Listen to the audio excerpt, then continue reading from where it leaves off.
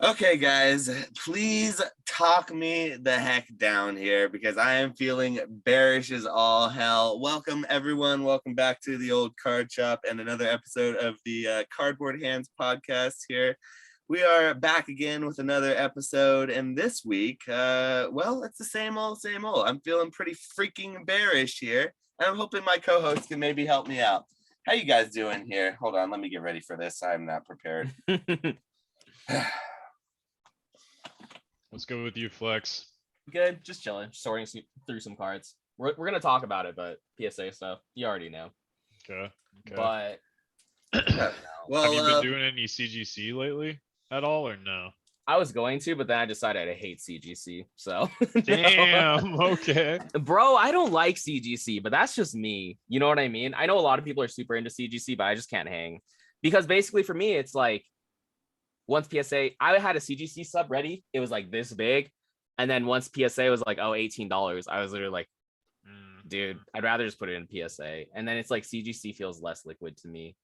Especially for like CGC is the only thing keeping my ability to send cards to any grading company alive. Like I was gonna say, like CGC is actually surprisingly liquid. Like I had these Japanese gym hollows, and then I had like a MetaZoo card and maybe one or two other things, but I had them sitting in my eBay store raw, like lowest on eBay, near mint, for months, and they didn't sell. And then I sent them off to CGC, and I made profit even on like the 8.5s. Like I got more. Really? Yeah, like raw plus cost of grading, I made more even on an 8.5 than I would have got just like selling the card near mint raw. So like it's weird. Like I think part of it, like my buddy has said this a few times, like you can't go into it expecting to hit a 10 and sell it for PSA 10 prices. You just have to play the game that it's like it's cheap, it's $15 to send, the turnarounds quickly. If you can get in at that window and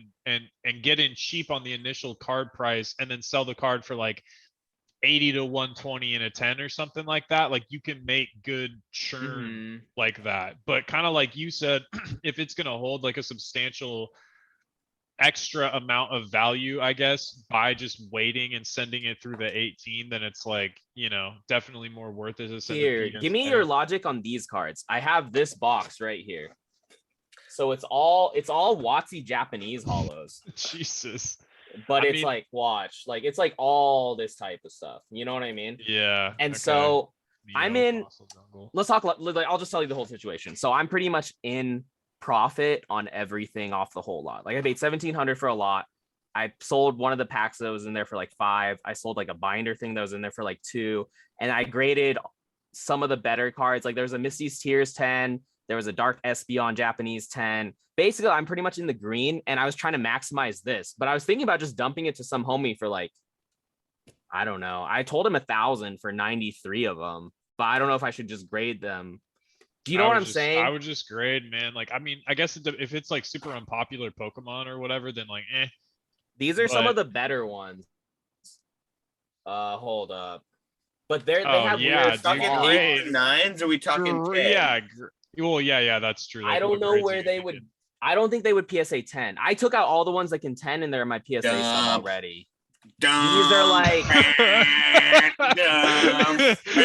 you're smoking dust, dude. Dude, you got an Umbreon in there, Light Dragonite, you had a Light Arcanine. Like I feel like a 6 Umbreon Japanese. Who wants a PSA 6? It's like a 7.5 Umbreon. Like it's like for more than $20. For more than $20. I thought you were talking like 9 condition. I was gonna say if it's like 9 condition, it's still probably worth to send to 18. But if it's like 6 or 7, I'm talking about if it's worth sending to CGC. I'm gonna be real with you right now. I am so over this graded slab card. Would you do it or not? Because I literally have this whole punished for sending that kind of crap. Just all of it, like all of it.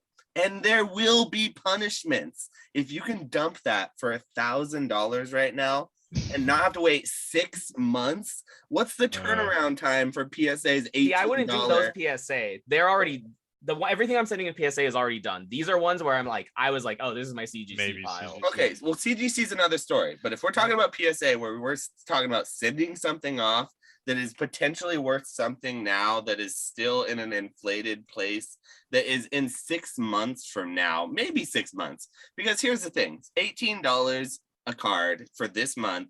PSA, when the market is crashing and they're going through 250,000 cards a week, nearly 200,000, not 250, nearly 250,000 cards a week they're grading, and they're going into this slow crashing economy where everyone's leaving, no one's sending cards, or the only people sending cards are these crazy people who think that, oh, now I can make $1 million. I've been waiting for this crash to happen so I can send everything to make all this money on my graded cards, because when they come back, we'll be in the middle of another boom that is clearly, I believe, misguided and hopeful thinking that is relying on the fact that another boom is going to happen, just like what happened. So that being said, sending all of that right now for this like $18 special to PSA is only ensuring that PSA, who expanded and took so much from the hobby, PSA did not add anything to the hobby, unless you're going to argue that they added visibility to the hobby by making these big sales and saying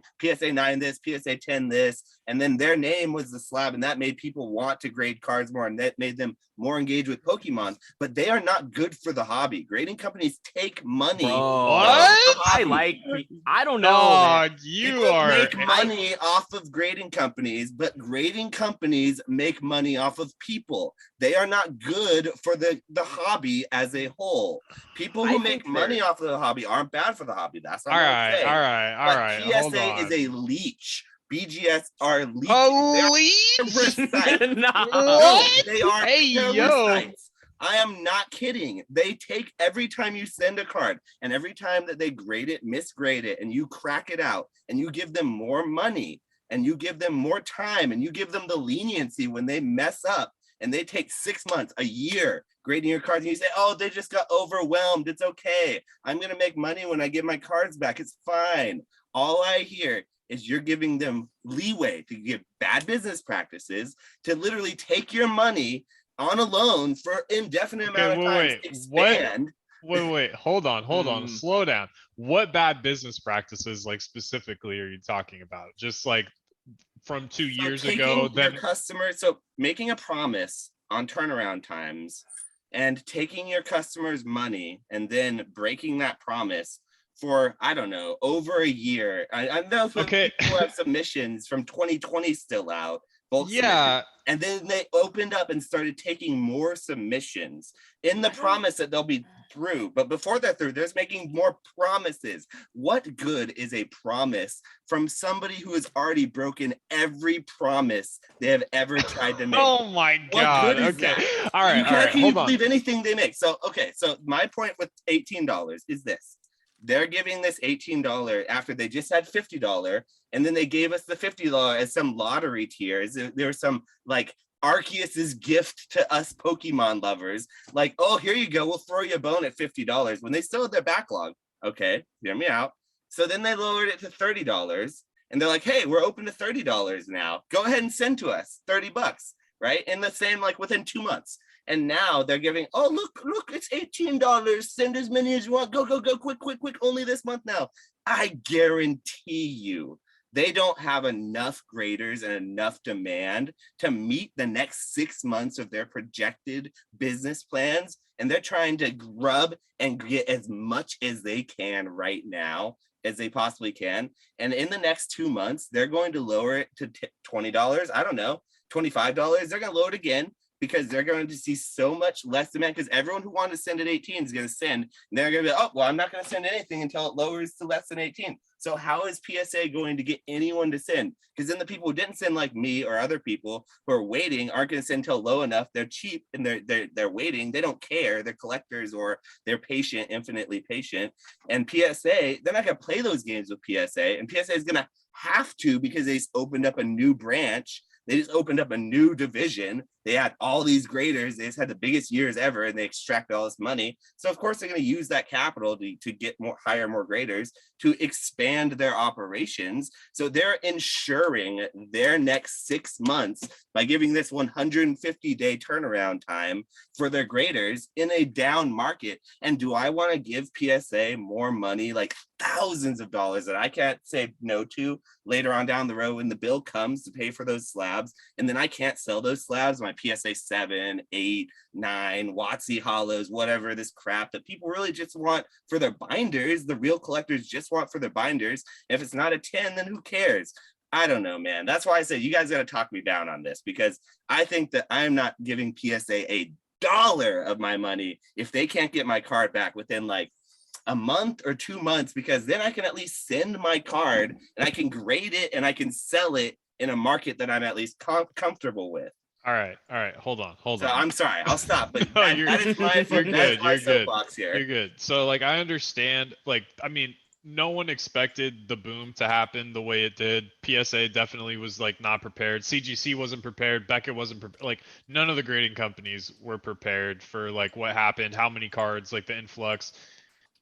I sent in when they opened 30, I sent in the same day a 30 sub and a 50 sub. And my 50 sub has already been graded and is back to me, and my 30 sub is still sitting in grading. And so what that tells me is like clearly when they scan it in and it says, okay, this was submitted at the $50 tier, that goes here and gets like X amount of priority, and then the 30 like has to sit over here and wait until X, Y, and Z are done. You know what I mean? So what I honestly think is, because it's kind of a damned if you do, damned if you don't sort of deal, because I think that PSA can see that looking forward based on projections, how quick they're grading through the backlog, how many cards they're getting per month, all that kind of stuff. I think they can see at their current projected rate, like, you know, let's say 3 to 6 months from now, they might not have enough cards to keep all of their employees like working basically. And so that's why I think that they're doing this 18. But I think that they're and they're also, you know, like gauging demand by doing the 18th for just a month. But when those orders come in, I believe that just like with my 50 and 30 thing, I think the 18 is going to get scanned and all the 18 orders are going to go over to like, you know, warehouse B or whatever. And they're going to sit there until like all the other backlog is through. It sucks that you can't pay like a cheap price like CGC and get your stuff back in a month. But if you're paying like 50 at PSA and you're sending the right cards, like stuff comes back quick, you know? So I believe I don't know. I guess that's all I would say.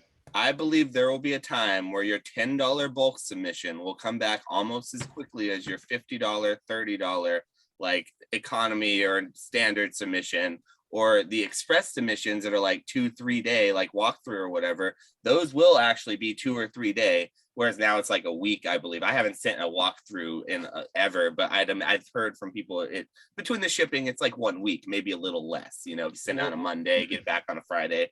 If a majority of your sub is, or if a majority of the cards you have to submit are for personal collection, you should just be patient and wait. You know what I mean? Like the 50, the 30, and even the 18 to me is for like flipping. It's like 50 open and it was like, okay, only certain cards are worth sending at 50. So I was buying cards that were worth sending at 50. You know what I mean? 18 is not for flipping. 6 month turnaround is not for flipping. Okay, no.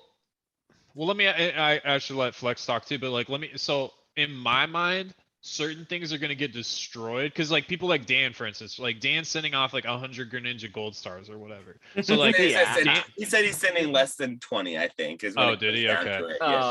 Okay. But this like Dan, ones. Yeah. But like Dan, you know, Dan's probably a pretty good pre-grader. So he's going to hit a certain percentage of 10s and then he'll make like good margin on those, and then on the 9s, depending on like how quick believe he will. He gets his.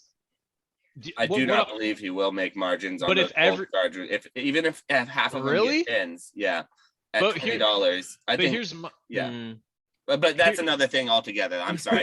Well, okay. Well, let me ask you, because like here's my thing is like, if everybody's waiting the same 5 or 6 months to get their 18 sub back, how many more Greninja Gold Stars are really going to get submitted? Like, certain cards only really make sense to flood at 18. You know what I mean? Like it doesn't really make as much sense to flood Greninja at like $30 grading.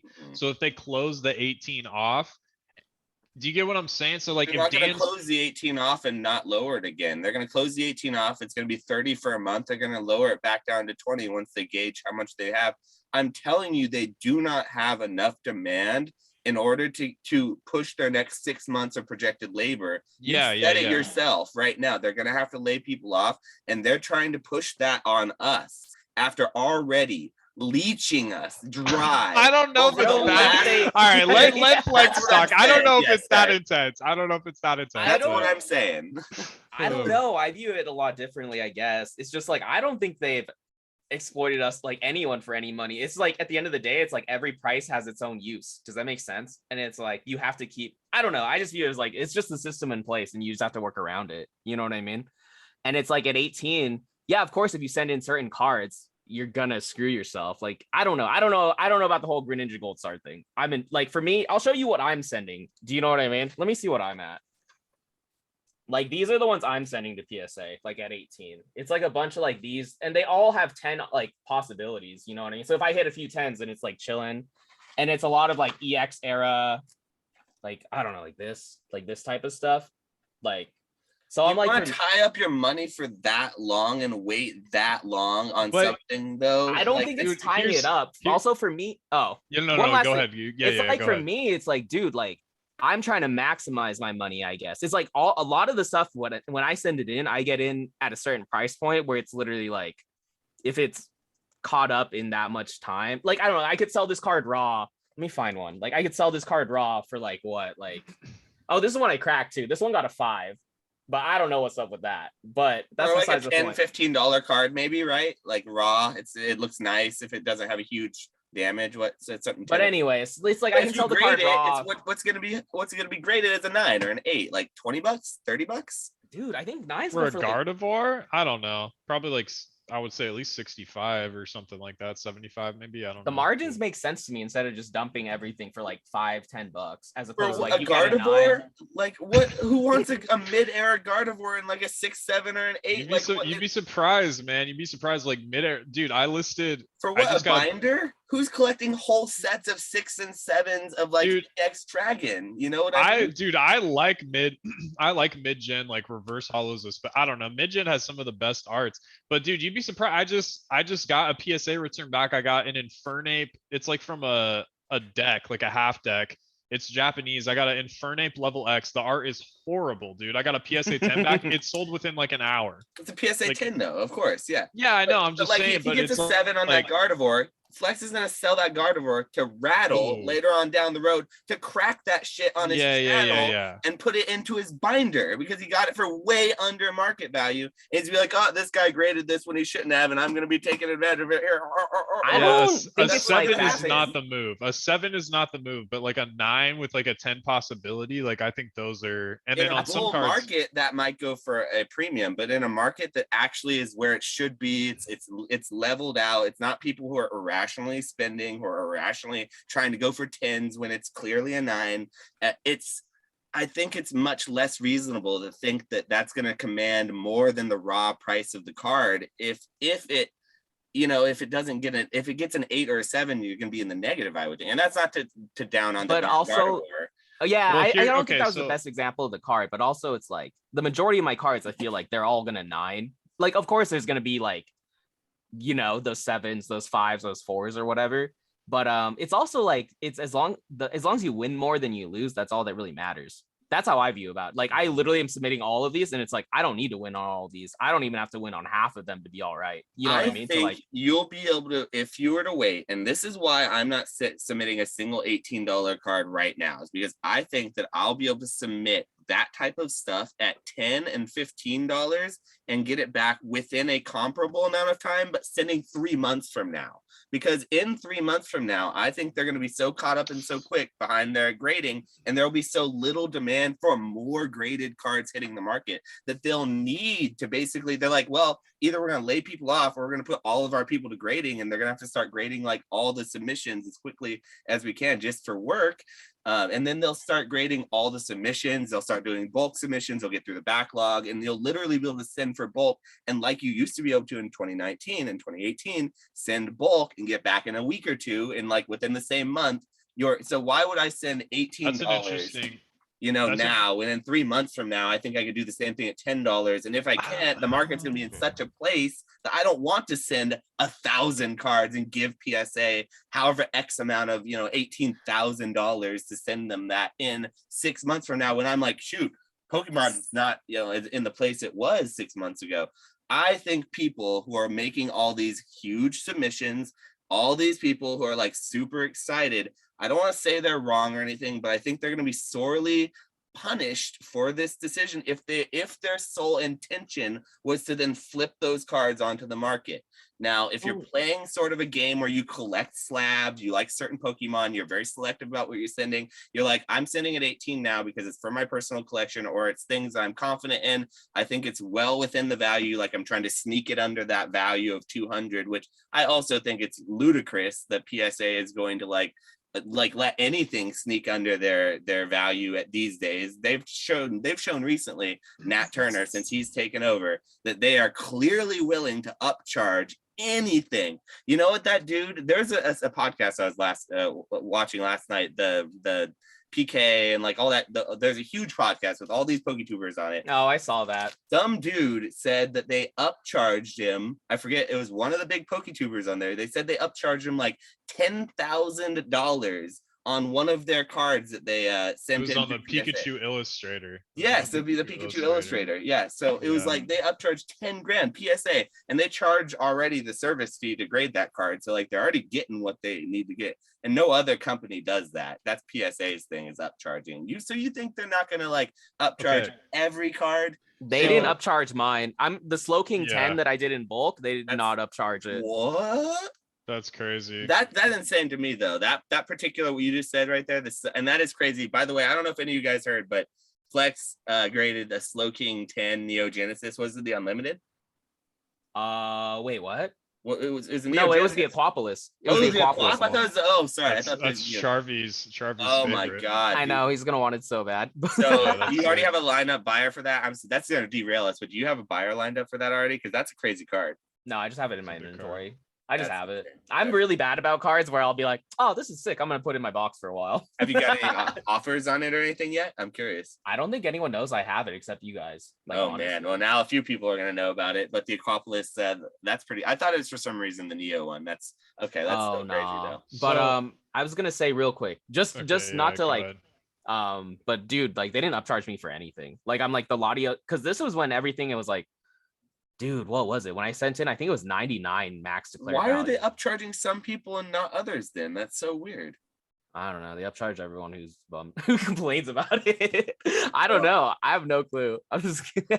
I've not gotten up, just so anyone who's watching, like, oh, he's just mad he's gotten upcharged. Nah, I've never gotten upcharged for anything. But still, though, I do think I don't know. I haven't been paying I've attention. Heard stories. I've heard lots of people getting upcharged, which they hadn't before. Like I've heard also people say they've never gotten upcharged for anything, who've been sending for years.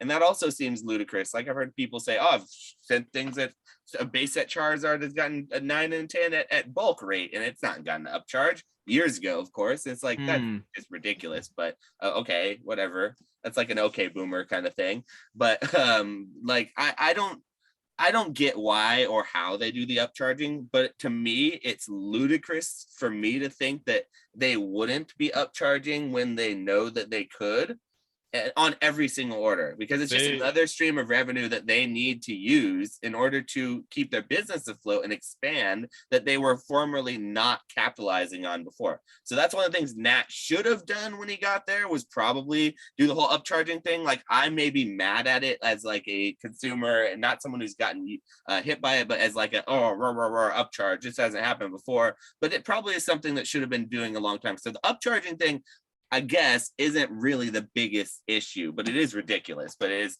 not the hugest issue I have with PSA. Yeah, I feel you.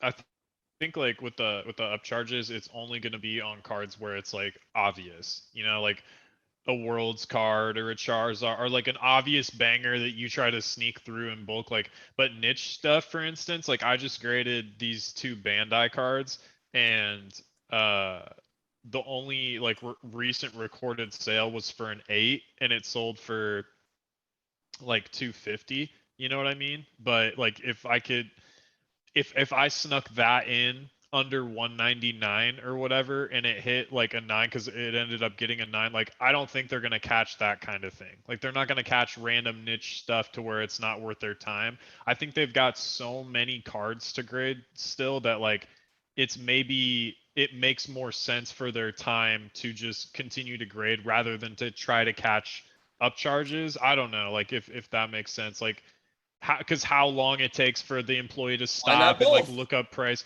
Yeah, for sure. I think they could do both. But okay, to your point though about like the 18 versus the 10 and like waiting for the 10 to potentially get it back at like a similar the only thing out because that's definitely potentially possible. I would think that they would like wait a couple months and then if anything drop it back to like 20 or maybe 18. Yeah, I don't think it'll go right from 30 to 10. I think you're right. Yeah. It'll go from 30 to 20 or 25, maybe it'll go to 18 after a month or two so that they don't have a riot on their hands. But so what are they going to say? Are they going to like grade everyone's cards at the 18? And then once they have no cards waiting, or if they're continuing to grade, they don't have any more coming in to kind of stabilize. They got the backlog through. What are they going to do? Be like, okay, these guys send to $18, but then we have these $10 submissions here. We have to wait a month before sending these out, okay, guys, just so they don't get mad. No, they're just gonna send them all out, you know. They're just gonna. So yeah, I see what you're saying. Like, kind of. So a lot more stuff makes sense to send at 18 versus 30 compared to like 30 versus 50. So personally, I'm sending a lot at 18 because the value of car or what it's supposed to be valued at, so $0 to $199, that price range of cards, in my opinion, is most susceptible to getting slammed with like higher populations. And so to me, it's like I'd rather like pay the 18 because even compared to 30, so like 30, the turnaround is supposed to be like 90 days, right? And at 18, they're saying 5 months, so 150 days.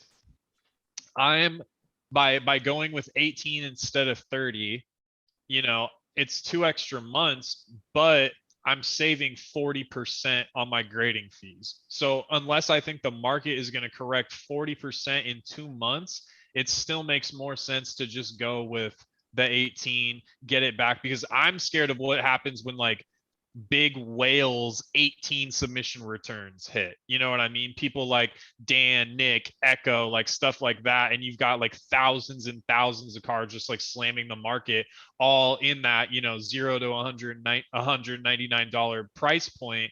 Those cards to me, and those dudes have lower cost bases and are going to be able to like, you know, outcompete most people, undercut things like that. Here, so yeah, I don't know, but I'll be right back. Good. But if your cards like survive population wise, if they survive $30 submissions coming back and $18 submissions coming back, because I think a lot of people still have sauce that they're like, oh no, I'm gonna wait till like 18, 15, 10 or whatever, and it's like, dude, what are you doing? Like people still have like base set hollows, you know what I mean, that are gonna like 9 or 10 or whatever, and they're trying to sneak it in with bulk. I would say to those people, why aren't you sending it 50 right now? That's what I'm saying, man. Like, well, they should have sent it 50 months ago. That's the thing, and the market's already come down so much that like you kind of have to either send it if you want to sell it. You can't send something with 6 months turnaround and expect anything, you know.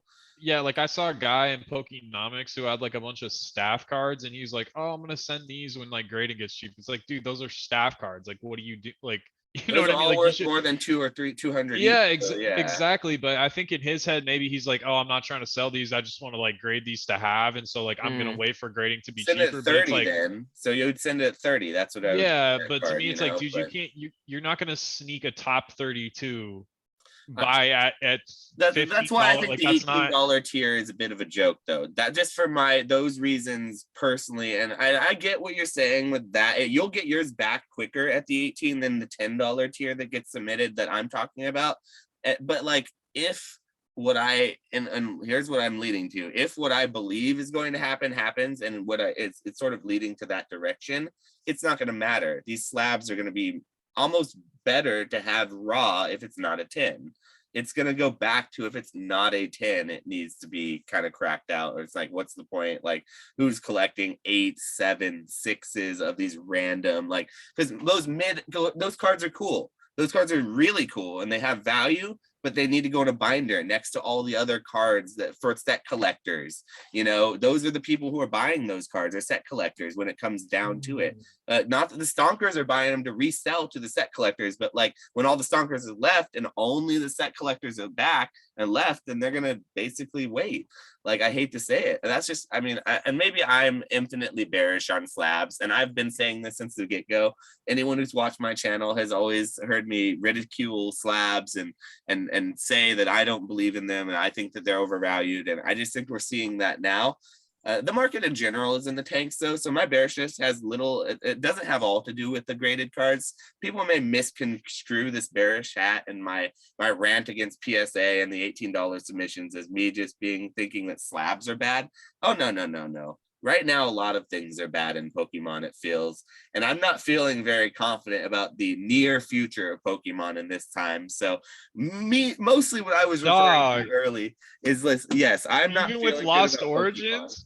People are going nuts over that Giratina Altar, dude. That's like a $250 card. The Rotom is so cool too. Like, the Rotom is one of my favorite alternate arts that they've come out with. That doesn't mean anything. Like, that can be the coolest card.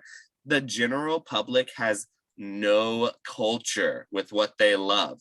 So you think they're gonna appreciate Giratina and Rotom? You think that all of those little they're gonna see that like washing machine, be like, why is there a washing machine in this alternate art? This is dumb. Give me Charizard, and then they're gonna go on to the next alternate. Like, the general public, the non-YouTube Pokemon investing, like non 1% Pokemon watching public, doesn't give a damn a rat's ass about Giratina. I'm sorry. Dude, love it's Giratina. gotta be better. It's gotta be better than Pokemon Go and Astral Radiance, right? Like, what?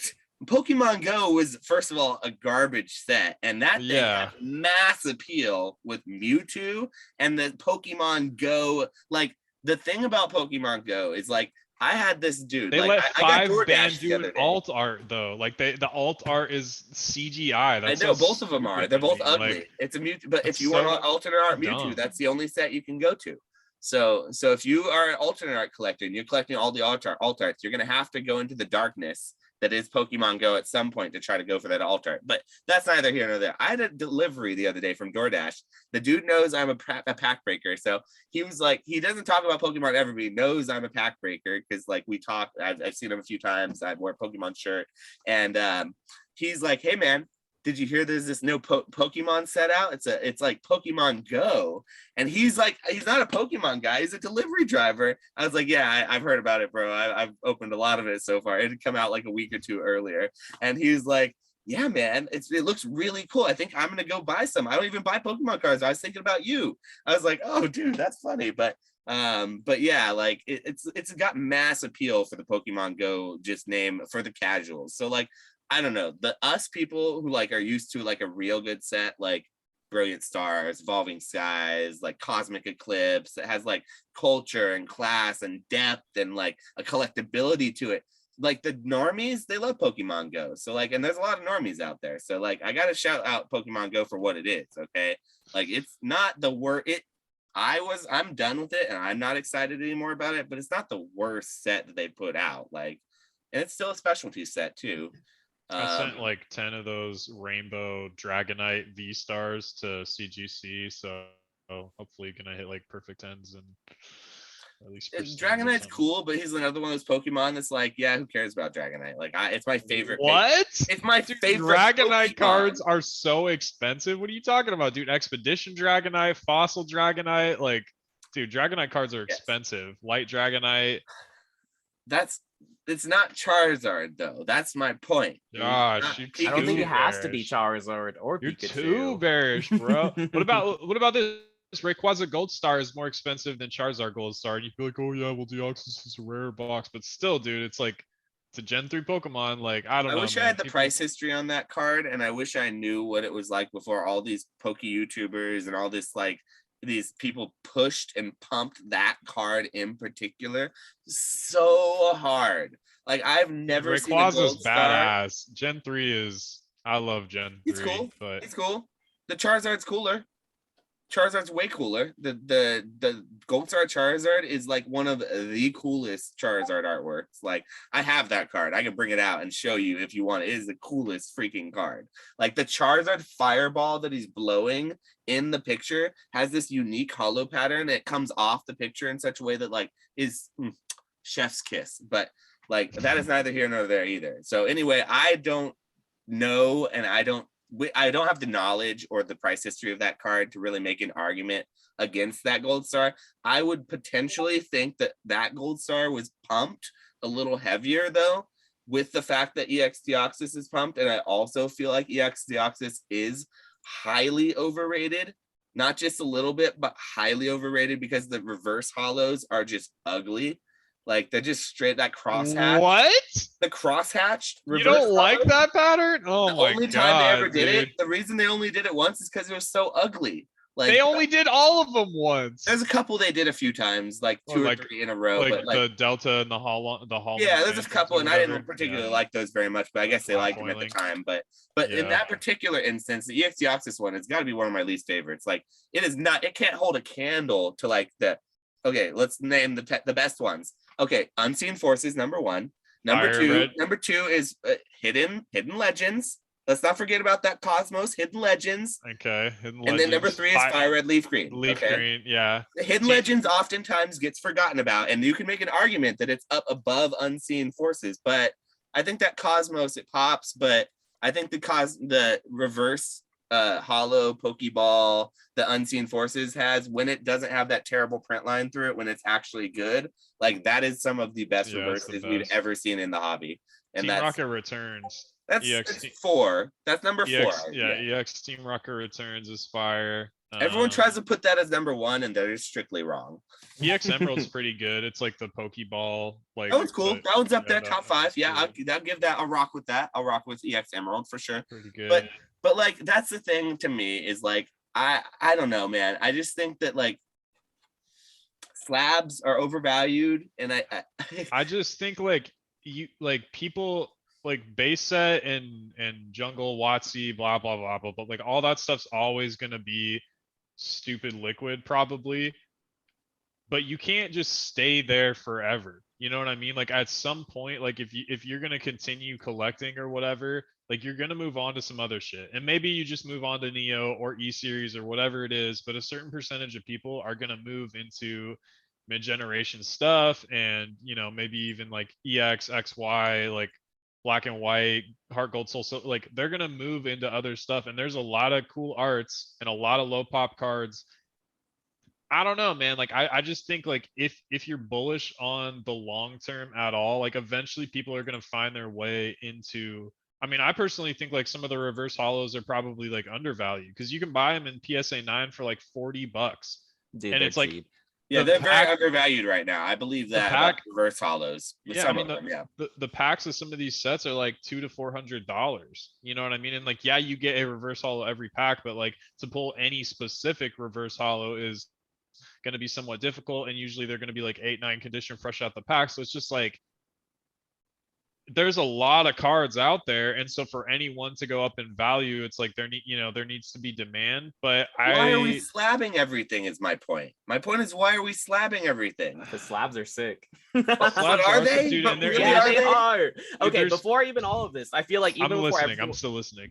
No, do what you got to do. Literally before everything went crazy. Well, I used to hate slabs. I'll start with that. But when I first started, I was like, why would I ever want anything in a slab? And it's like, before everything went crazy, I was like, oh, slabs are kind of dope. I don't know. There's just something about it. It just adds another level of, like, collectability, and another level of, like, I don't know. Because there's one thing to have the card, but then it's like one thing to have the card in good condition, and then it's one thing to have the card in good condition encased slab. I don't know. It just feels good to me. Do you know what I mean? And I feel like a lot of people feel that similar way. Like, it feels good to have a PSA 9 of a nice card. You know what I mean?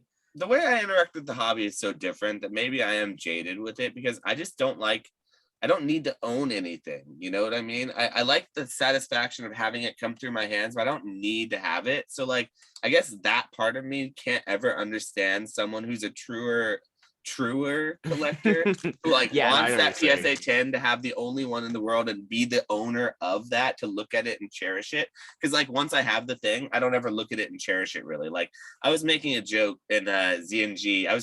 Hey, James from ZNG, I appreciate you if you're watching right now. If you are ever here, I am trolling you a lot of the time in the chat, but I was trolling you the other day when I was asking how many minutes a day you spend looking, or minutes a week you spend looking at your cards, because I legitimately don't ever spend any time appreciating my cards because it's my job maybe, and I'm jaded and I'm looking at them all the time. So I love the cards and I appreciate the cards, but I don't ever cherish the cards that I own particularly. You know what I mean?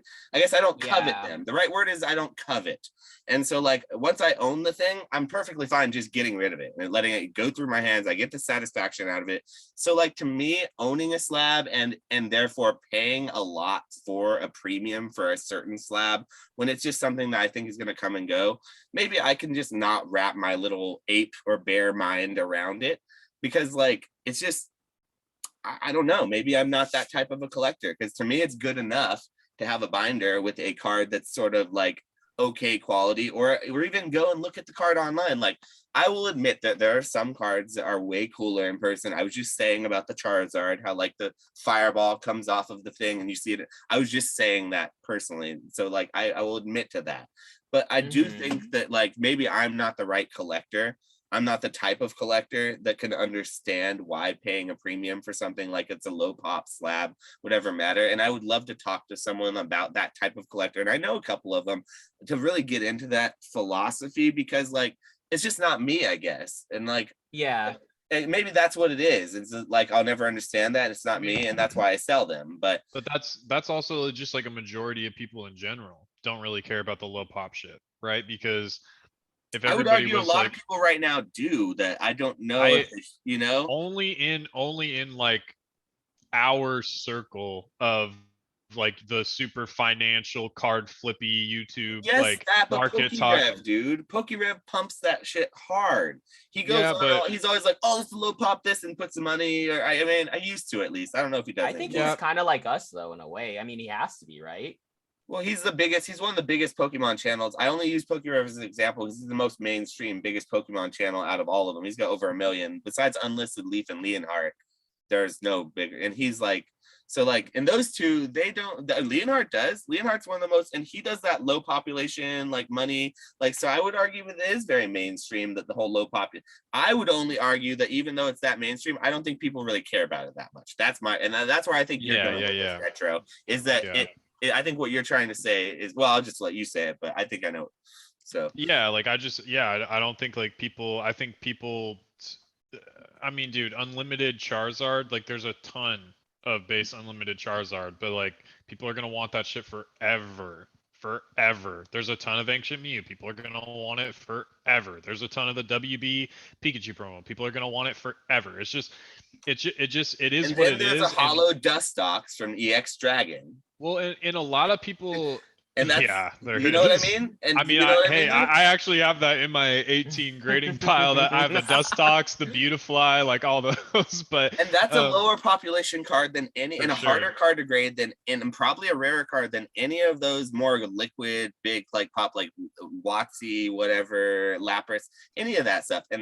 And to be honest, like, I don't know who's right in that. I bet you there are people who can make an argument for that Dustox over the Articuno or Fossil Articuno first edition or whatever it is, PSA 10, the equivalent. I don't know what would be equivalent to that, but what is the Dustox? Probably like $1,000 card, $500-$600 card. I don't know. What is it?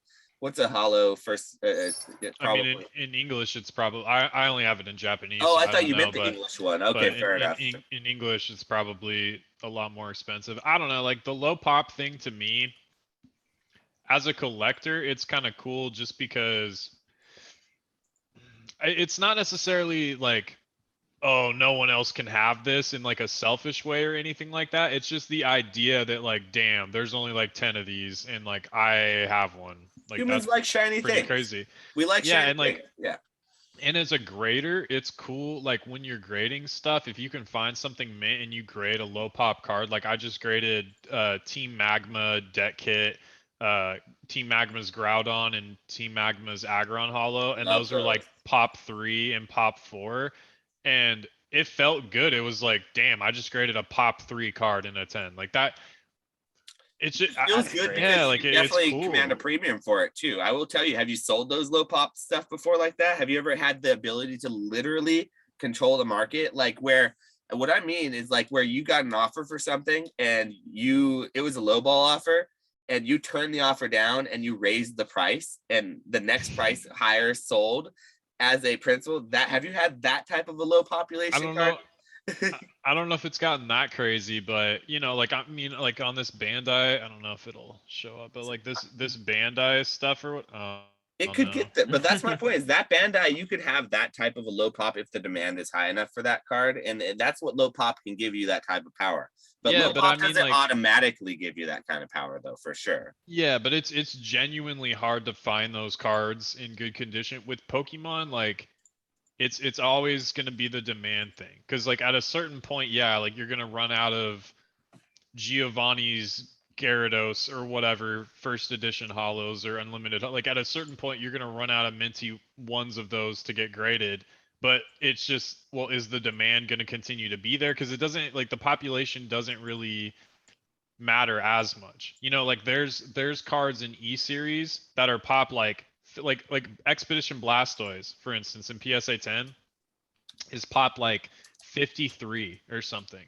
But what's like, how many base Blastoise hollows are there in 10 across, you know, base And how set, many of those are first true edition? tens? We're not even talking about the whole like whether they deserve Yeah. it or not, and whether they have it. So that's the thing about grading. It is, and then you'll have people who are like who are looking to complete the sets where they really do care about the condition of the card. But then when something's really low pop, they'll be like, I don't care at all about the condition. I'm buying the slab, like the Ampharos from Neo Destiny.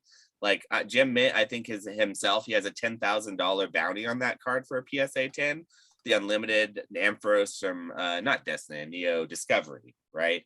And I think that card is like after he gets that card, I wonder how many more gem mints there are to keep that price at that point. You know what I mean? Once that Yeah. and, Like and he said himself though that he doesn't care about what the card is. He would buy it as a PSA 10 that had a crease through it, basically, like if it just had PSA 10 on it.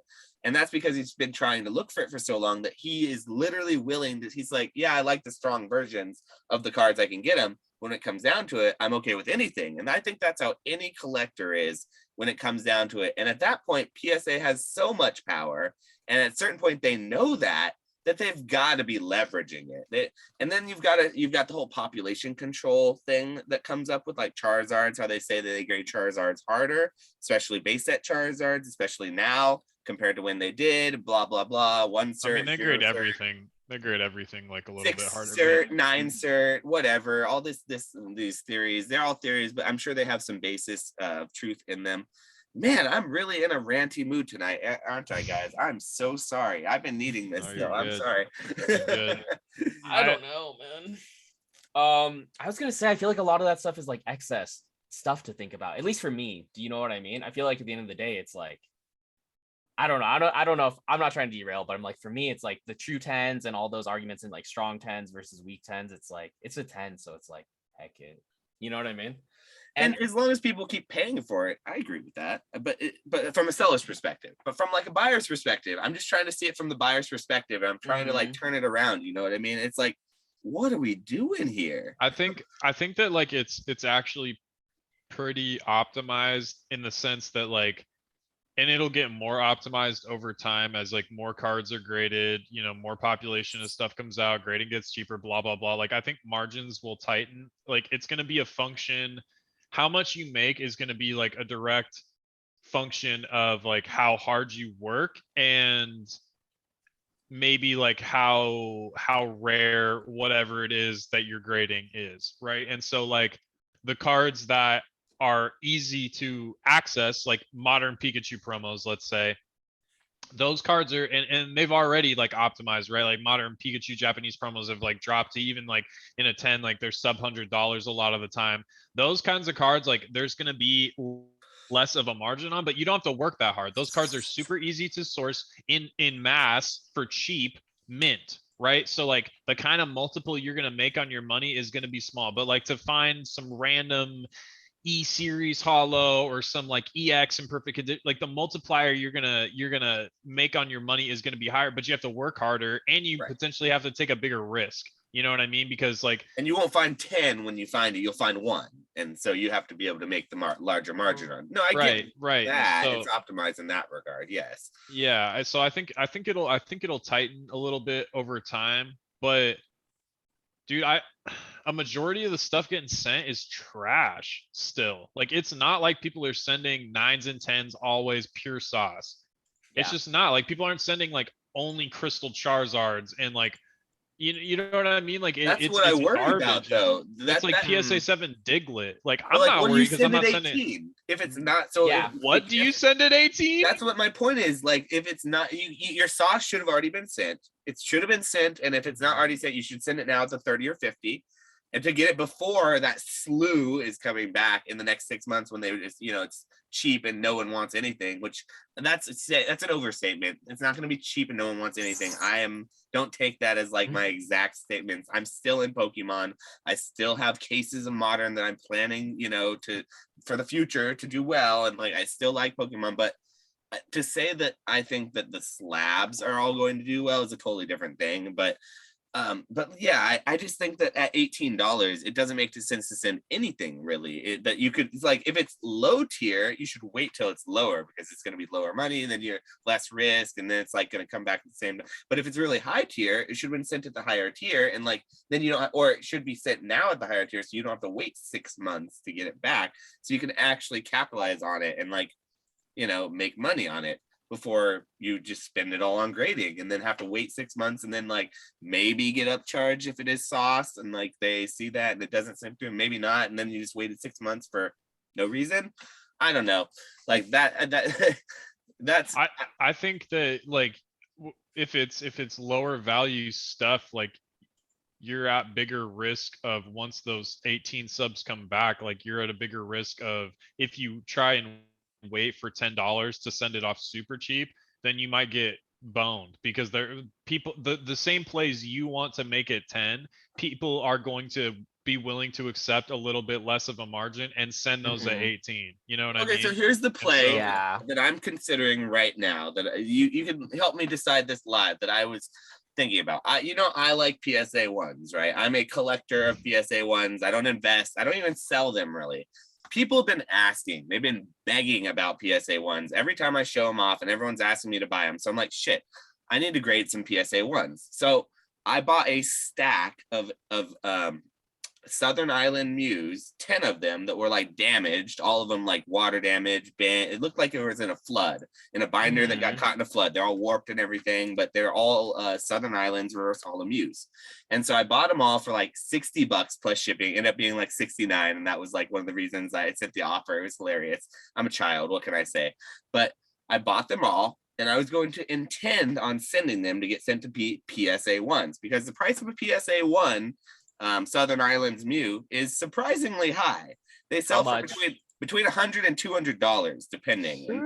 Do that right now. I could easily sell, not now. Yeah, right. But so I was thinking like, oh shit, I'm just gonna send them all to get some PSA 1s. A couple of them maybe we'll get 2 or 3. I'll bend a little more and whatever. Yada bing, bada boom. Got another couple ones. I'll have 1 for my collection. I'll have 9 more that I can just sell off when at my leisure for $50 to $100. I'm in $6 at the card, $18 to grade it. That's a legitimate card that I wonder is if it will be worth selling, because all I have to do is sell it for $25 at that point, basically, and then I'm out from it. So do I think that $25 is something I can get for a card? Yeah, probably. Do I want to give PSA 10 of my cards and my money to give them unlimited amount of time and leeway to do whatever? It's not gonna be unlimited amount of time, dude. Like the 50 out of principle. On the website, the $50 tier says estimated turnaround time 90 days. Stuff's coming back in like a month, bro. Yeah. I'm telling you, they're overestimating their times. Dude, it's just gonna. They learned from the first Yeah. time. I swear to God, they literally learned, and people are shitting on them still. So why would they do it even more? Do you know what I mean? Dude, people are so like I don't understand. Like people are so negative. Oh my God, dude, I don't get like. I don't like it. It's like like I don't trust it. To me, okay. So Ron like, Burgundy, I don't like it. So like, I don't like it. To me, they're like, they're just the cost of doing business. To me, like that's just all it is. It's like if you need business cards, you go to like Vistaprint or whatever, and if Vistaprint tells you it's like, oh well, it's $1.50 per card instead of $1 per business card now, like you're like, that sucks, but that's just the cost of doing business. That's how I feel about grading, because it's like competition, baby. I love competition. You know who Dude, gets all my business? CGC, baby. Chill it up. Give me that dude, blue label, CGC baby. sells. CGC sells. It's crazy, No. man. Like it's I don't. PSA wants to play these games. They want to play dumb games. They're gonna get dumb. You know, whatever the stupid thing is. I'm sending to CGC too. Like I'm sending to everybody, bro. Does CGC really sell a card? It does sell. It does sell. All right, I need to see what's up. It's Dude, just every time I end up with a CGC slab, it sits forever. 3 weeks, a month bro. tops for their bulk turnaround. A month tops. That's how long it takes. They don't play around with this turnaround time crap. They want you to get your cards back and sell them. They don't care, and they are taking market share from PSA. And they're great. Yeah, but PSA took it back with the 18. I really and that's why I'm actually sending a sub to CGC like next week, because I think that because PSA is doing the special, that grading might be really quick at CGC right now, because I think a lot of people that we're gonna send for $15 to CGC were like, well, it's only $3 more to send a PSA. I'm just gonna send a PSA and be patient. Yeah, I've got more. I've got a CGC sub right here ready to go.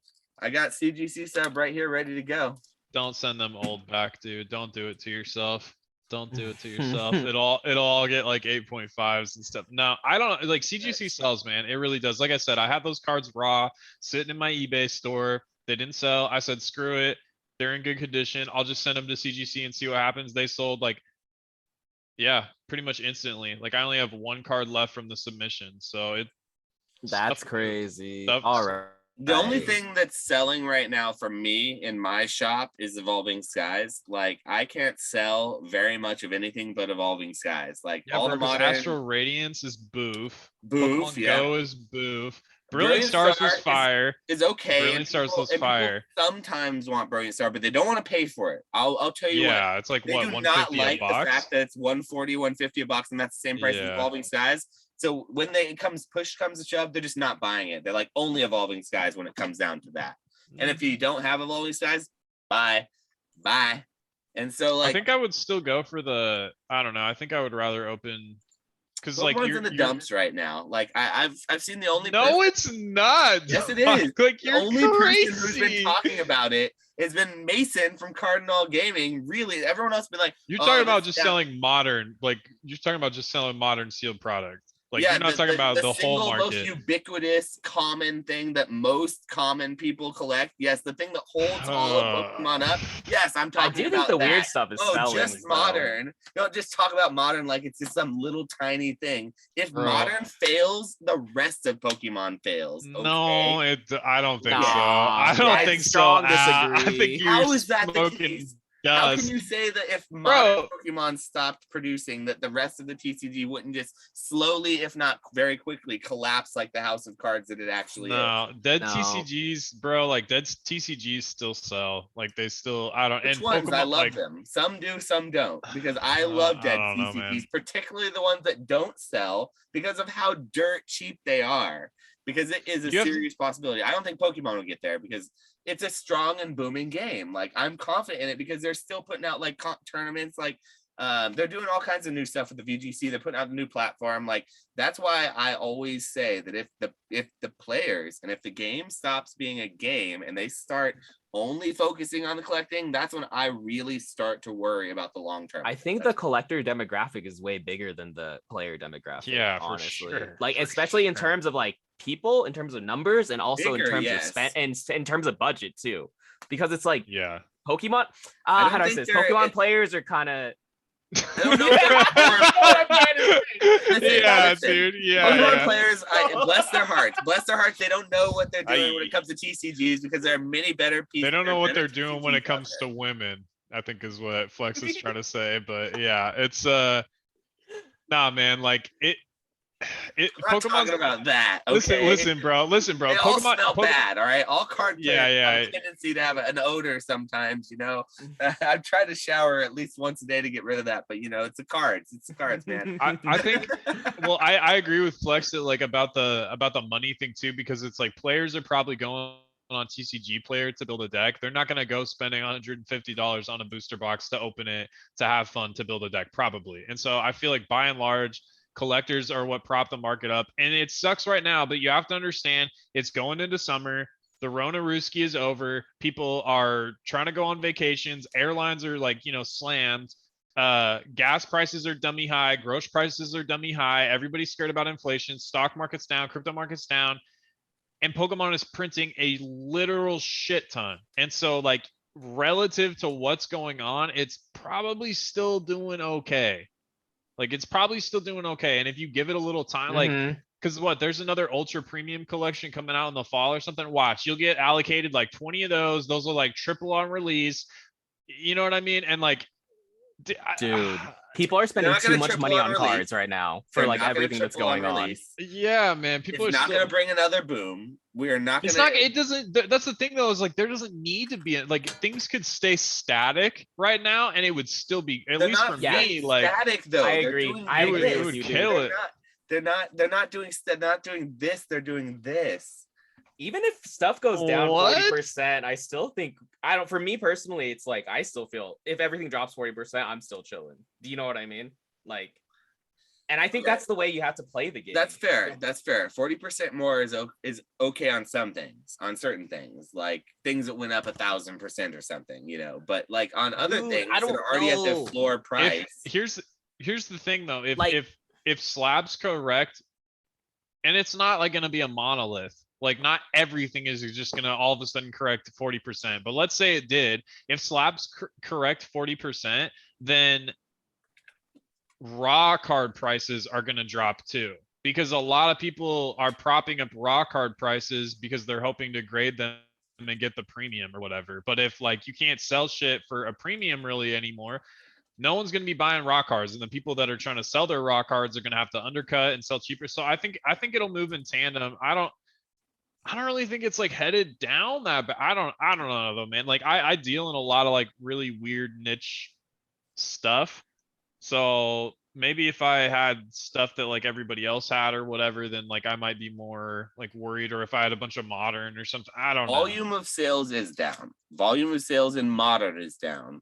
Volume is down. Yes, I've sold some high-end slabs, but they've been few and far between, and they've been stuff that's more like graily than anything.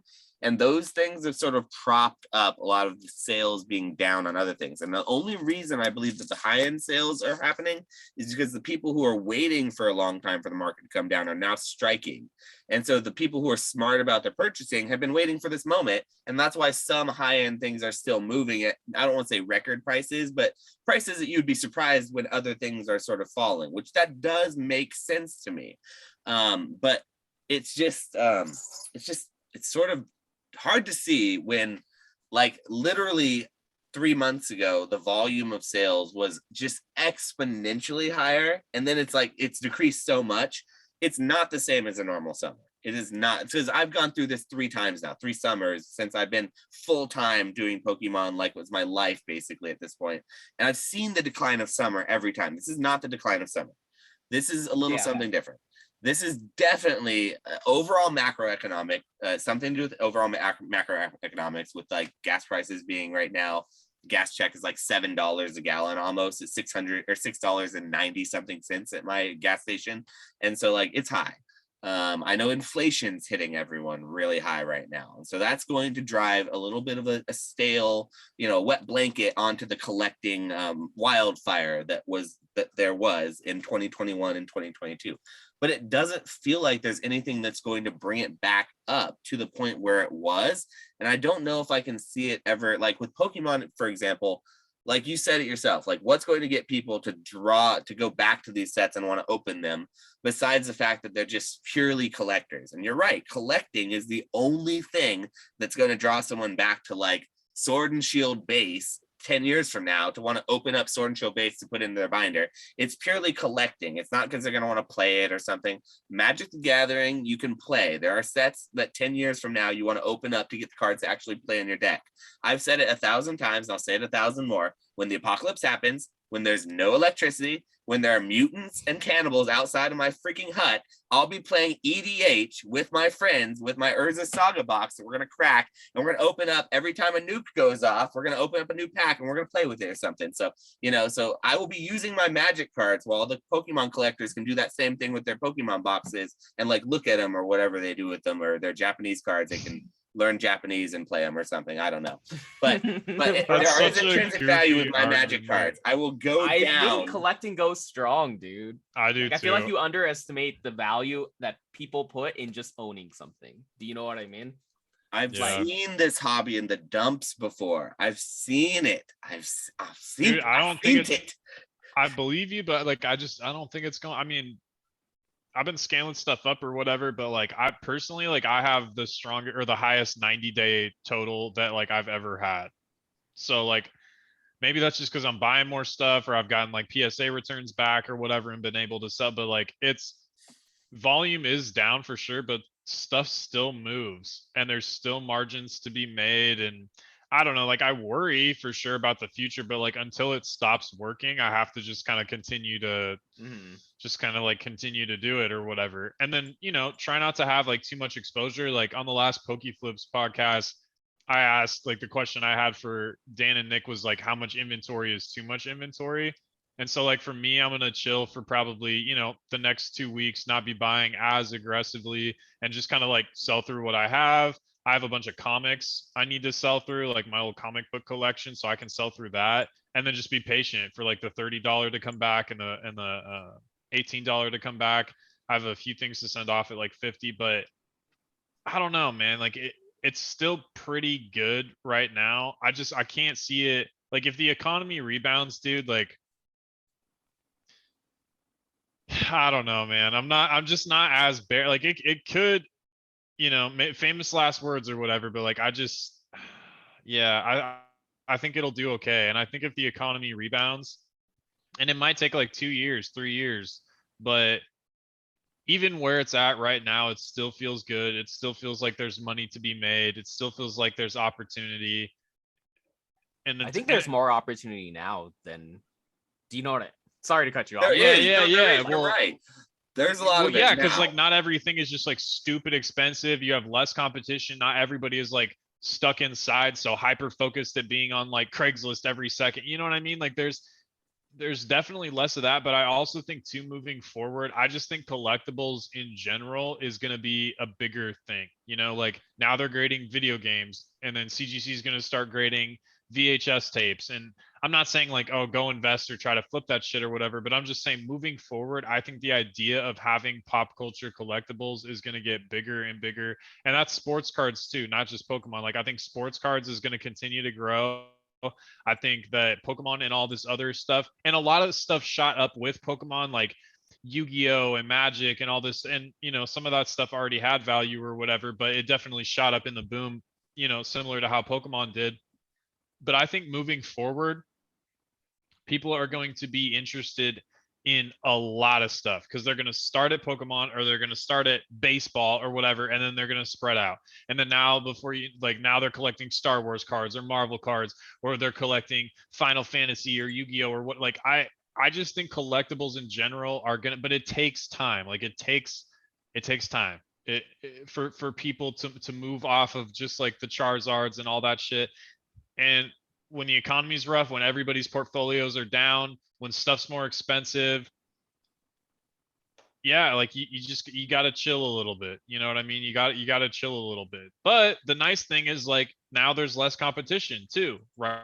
So like, yeah, it's a down market, but there's also like less people grading because people didn't want to send it 50 or 30 because they're like, oh, that's too expensive or I won't make money or whatever. But if you were sending it 50, like guess what? You were making sales. like you were getting cards back quick, and you were like having inventory, and you were making money. So like fortune favors the bold, and if you're having a tough time right now, like selling modern, imagine what it's like for somebody that doesn't have a fraction of how big your platform is. No, that's what I worry about. That's my whole point is like, if I'm having this trouble right now, and I'm by no means a big, like, you know, but I'm much larger than a lot of others. I have 8,000 followers on Whatnot. We just hit about 1,200 here on YouTube, and like, it's not a small number. And if I'm feeling this, and I have distribution, I've been doing this for full time for over a year and a half now, but for full time for longer than like two almost 3 years. Because like, even when I had my other job still, I was still like, at my other job I was constantly thinking about Pokemon, so like it was almost like it was full time then still too. So I feel like I've been doing it full time since I've gotten like really dove back into the hobby. It's been 3 years or so now, and like it just I worry for those who were just not set up with distribution, who didn't, do all these things, build a platform, or, because yes, if I'm struggling like that, like, and I'm still making sales, like, luckily we were told that we are going to get 6 booster boxes of Evolving Skies from our allocation from the new reprint. When he said 6 booster boxes, I think he may have mistyped it, and because I got 6 cases instead of 6 booster boxes, which is a significantly larger amount than I was expecting. And that's thankfully what's holding us up, because it's the only thing people want to. I have Brilliant Star, I've got Astral Radiance, I've got very little Fusion Strike actually. Fusion Strike's one of those things I'm probably going to buy some of soon, because I do believe in Fusion Strike. I love it as a set, as a modern set, and it's super, super cheap right now. It's like $100 still. And if it gets a reprint, I'm buying it. It'll get a reprint too. So anyone who's hearing this, don't go buy Fusion Strike until it gets a reprint. It'll get a reprint soon. And it's going to get tanked. It'll go back down to like $77, $80 booster boxes. Nobody wants it because nobody wants the crap. It's a great set, and nobody wants it because nobody wants anything right now. And it's just like, it's hard to sell great sets like Evolving Skies. And I guess maybe the slabs haven't been suffering so bad, especially like the nicer ones. Like I got a submission back that I'm pretty excited about. I got a Magi PSA 10, like Espeon versus Mewtwo. Population 1, it's the only one in the report now. There's like, I think 20 something rated, but there's only 110. I sold the Houndoom Pikachu for $2,000 recently, and that was a pop 4, pop 5, and more of them were graded. So like, I feel like this is a raw, more expensive. So this will sell fine. Like, this will be fine. It'll be a big sale, but like, there will be high-end slabs I can take wins on. That I think the hobby is strong, but like, it worries me when other good sets like Brilliant Star or like Fusion Strike are selling for under 100. Brilliant Star is not under 100, but it will be if it gets reprint. If Brilliant Star gets reprinted, like I think it will be, it'll be $100 to $110. And it won't move for a while. It's not going to like be absorbed immediately. I think people have to kind of like, it sounds brutal, but people have to get wrecked. I feel in order for the market to like move forward. Cause it's like, okay, well, if Pokemon overprints and the people that don't have distribution or don't have the platform that you have, or whatever the case may be, buy whatever set, it's overprinted, they can't sell it, whatever, they get wrecked, like that's sad, and that's unfortunate, but then they fall off and they stop buying from their distributors or whatever, and then their distributors tell Pokemon like, yo, like we're not getting as many, and blah blah blah blah blah, and it'll trickle back over time, and then Pokemon will pull back. It's the same thing with like, the Fed like loosening and tightening, right? Like it's the same thing with like, now they're raising interest rates. Like for so long, the reason that like everything was just in such a crazy growth cycle was because there was like no interest, or like it was basically effectively free to borrow capital and borrow. And so it waxes and wanes, or whatever you want to cut. Like it comes in waves. And so it's the same thing with Pokemon. Like maybe right now they're overprinting it, and there's too many people trying to sell, and there's just not enough demand. But eventually like Pokemon will see that and they'll bring it back. I don't know. Like they have to. If they don't, I think we're all going to get wrecked. And that's the worry, is that I think Pokemon's greedy, and I think that they do know what's going on, but I don't know if they care so much about that. And they're going to extract as much as they can and wreck the market before they start pulling back. So it'll be interesting to see what happens with the special delivery Charizard. Yeah, that was a surprisingly short amount of time that ran. It only ran like 2 or 3 days, I think. Yeah. Which, you know, everyone's been waiting on it like hand and foot. They've been waiting like on bated breath on it. So of course it went quickly because I'm sure everybody went and signed up. How many times did you guys sign up? I signed up once. Yeah, I just did one. I was trying to get my girlfriend to do it, but I forgot to send her the link. But I was gonna ask you too, Flex, like what's the temperature in, you know, sports right now? Like the only thing I really do anything in is like F1, but like what's the, you know, liquidity like, and like what's it like in sports right now? I still think it's liquid. Like every time I do a listing sesh of like just random bulk cards I have, like at least like I'd say 30 to 50% of it will sell like pretty fast, like in a week or so. So, and it's like I put it at competitive prices, and it's like, and I don't know, as long as you're competitive with prices, I think that plays a big part in it too.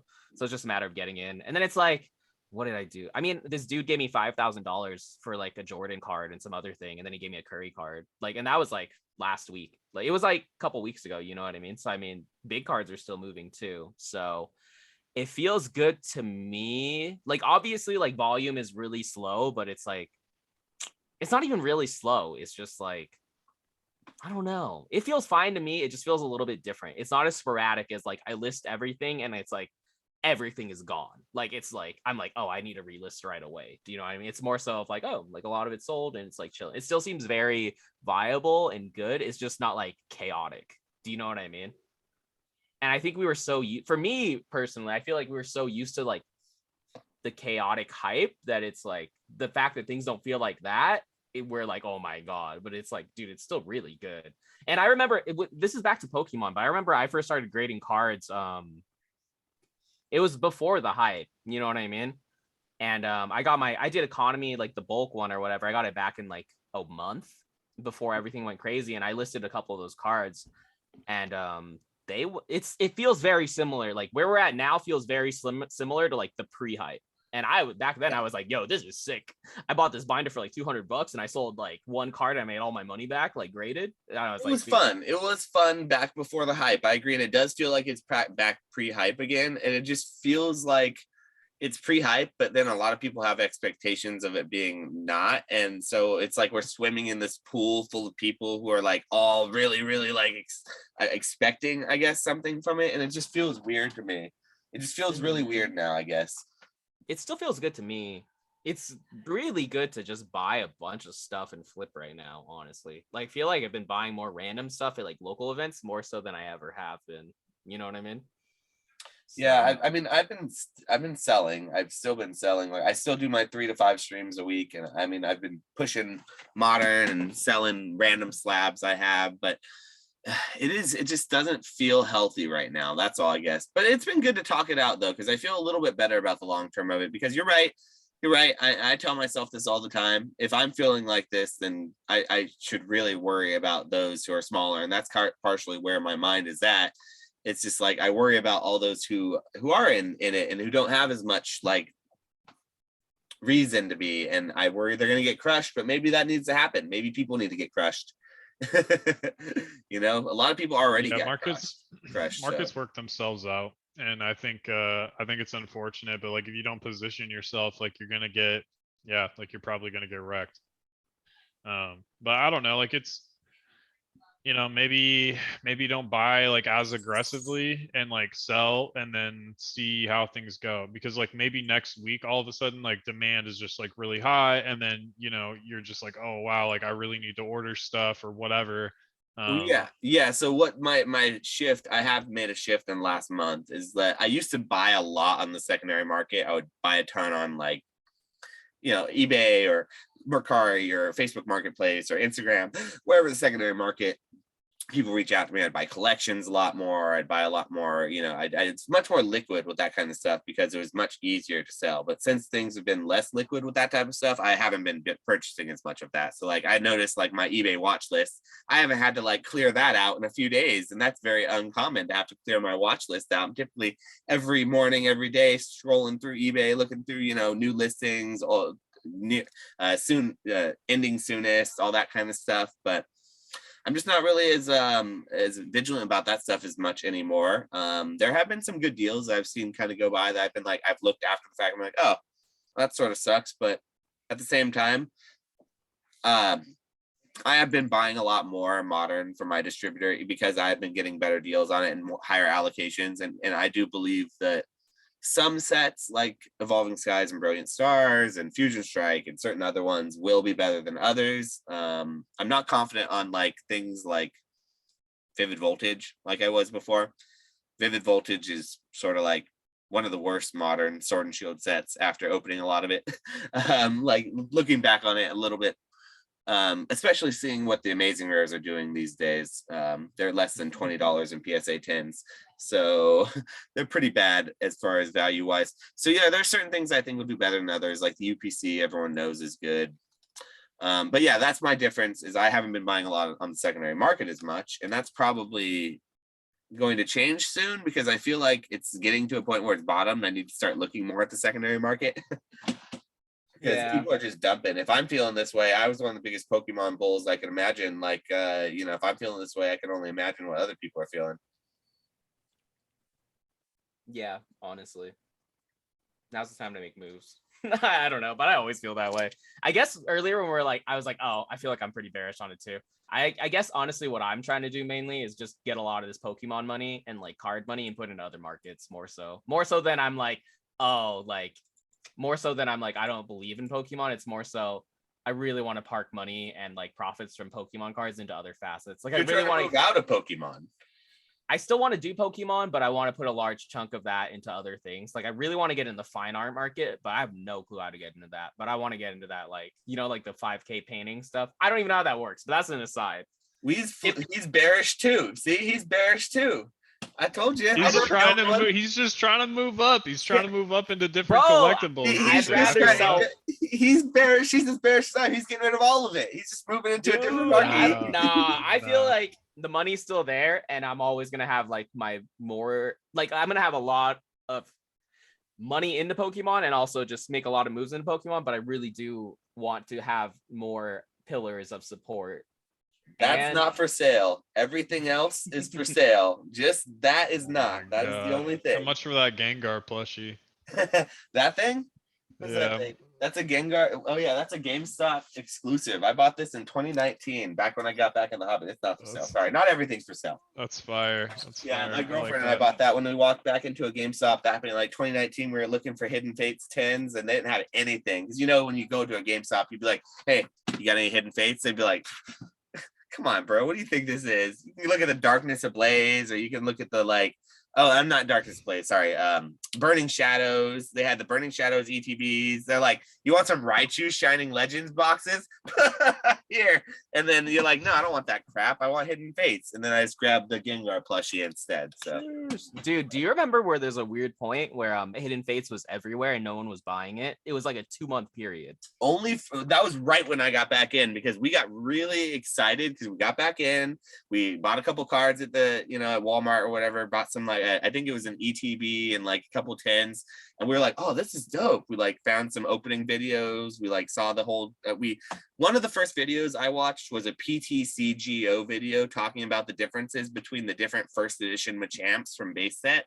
Because when I got back into the hobby, I was like, oh, cool, first edition Machamp. And I was like, oh, dude, why does this first edition Machamp look different than this one? It's like, oh, this is a Shadowless one. And I didn't know what Shadowless was. I was like, why does it say first edition, but it's Shadowless? And this is weird. And so I went to the Machamp video, and he had a really good video about the differences between all the different prints. And so that was and we got back into Hidden Fates. So we went back to the store. The first couple of weeks, we could find it pretty much where we went. And we would buy a couple 10s here and there, one or two every Friday or whatever. After we'd get off work, we'd buy a couple 10s. Then there was a point where we just couldn't find it. So yes, I do remember that. And I think that was we got in right at the tail end of that period of time. Dude, never again. After that, never again. I was watching never. What? Dude, I was watching one of my old videos where me and Van would buy random shit. And dude, there was, I want to say this is when people weren't buying it, but it was literally 10 to 15 Hidden Fates tins, and there was 3 of the ultra premium collections, like with the Rayquaza. This is when I was broke. I was so broke, and I was like, oh, there's one with the damage Rayquaza. I'm gonna try to get it for 15% off. and they gave me 15% off because the Rayquaza was damaged. And I'm like, bro, why didn't you just buy like all that stuff? Like those I think those are like what, $700 now? They've come down. They're like 400, they're like 300 or 400. You can't really sell them for more That's than still crazy. 350 is probably more realistic. Dude, I went through a spree of watching all my old YouTube videos, and the shelves, like the stuff that they had, were insane. Okay, here's a question for you. What would you rather have? A Shining Legends Ultra Premium Collection, a Hidden Fates Ultra Premium Collection, or a Celebrations Ultra Premium Collection? They're all worth the same. What was the option? Celebrations, Shining Fates. Oh, throw Dragon Majesty in there too, because that's the same price. You can get any one of those for $350, between $300 and $400. I guarantee you right now. Which one would you rather have? You can have every single one, each Ultra Premium collection from the last, every single set. What would you rather have? They're all the same price. Hidden Fates, just for me personally. It's more of a personal thing, more so than anything. Isn't that a crazy question? Isn't that an insane question and an insane value that you have to, but it's a legitimate one. For anyone who's watching right now, 2 hours into the pod, what would you choose between if you had to choose between a Dragon Majesty Ultra Premium Collection, Hidden Fates Ultra Premium Collection, Shining Legends Ultra Premium Collection, or a Celebrations Ultra Premium Collection? Wow, the Dragon Fates one is so expensive, or the Dragon Majesty is so expensive. My bad. No, you can get it for like 400, less than 400. That's crazy, dude. I saw those sitting before too, like on they were just thrown in the back because they're like, oh, we have this back stock. Because I used to hunt for Pokemon at Target and stuff all the time, so I didn't know. Because people always say this ultra premium shit is like, oh, just grab the ultra premium collection. They're age the best. They're all so good. It's like you can literally look at the last 4 ultra premium collections. They're all the same price. That argument is null and void. You don't just grab any ultra premium collection. You have to grab the right one. Because currently Celebrations looks like it's going to outpace all of them. I think Hidden Fates is just because, it's got the Rayquaza, and then it's got like all the, the GX cards or whatever. Like the Shining Legends one I'm looking at it right now. It's cool. It's got the Lugia and the Celebi. That one's sick. Yeah, it is. Like that one got reprinted on the Pokemon Center back in 2020, early on. And I had the opportunity to buy 4. So 2 per account. And we had 2 accounts, my girlfriend's account and my account.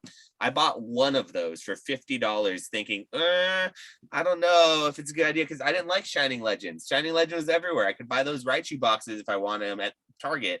I wanted Hidden Fates. That's at the time what you wanted. It's like going to the store and looking for like Celebrations or like a good and seeing Shining Fates instead.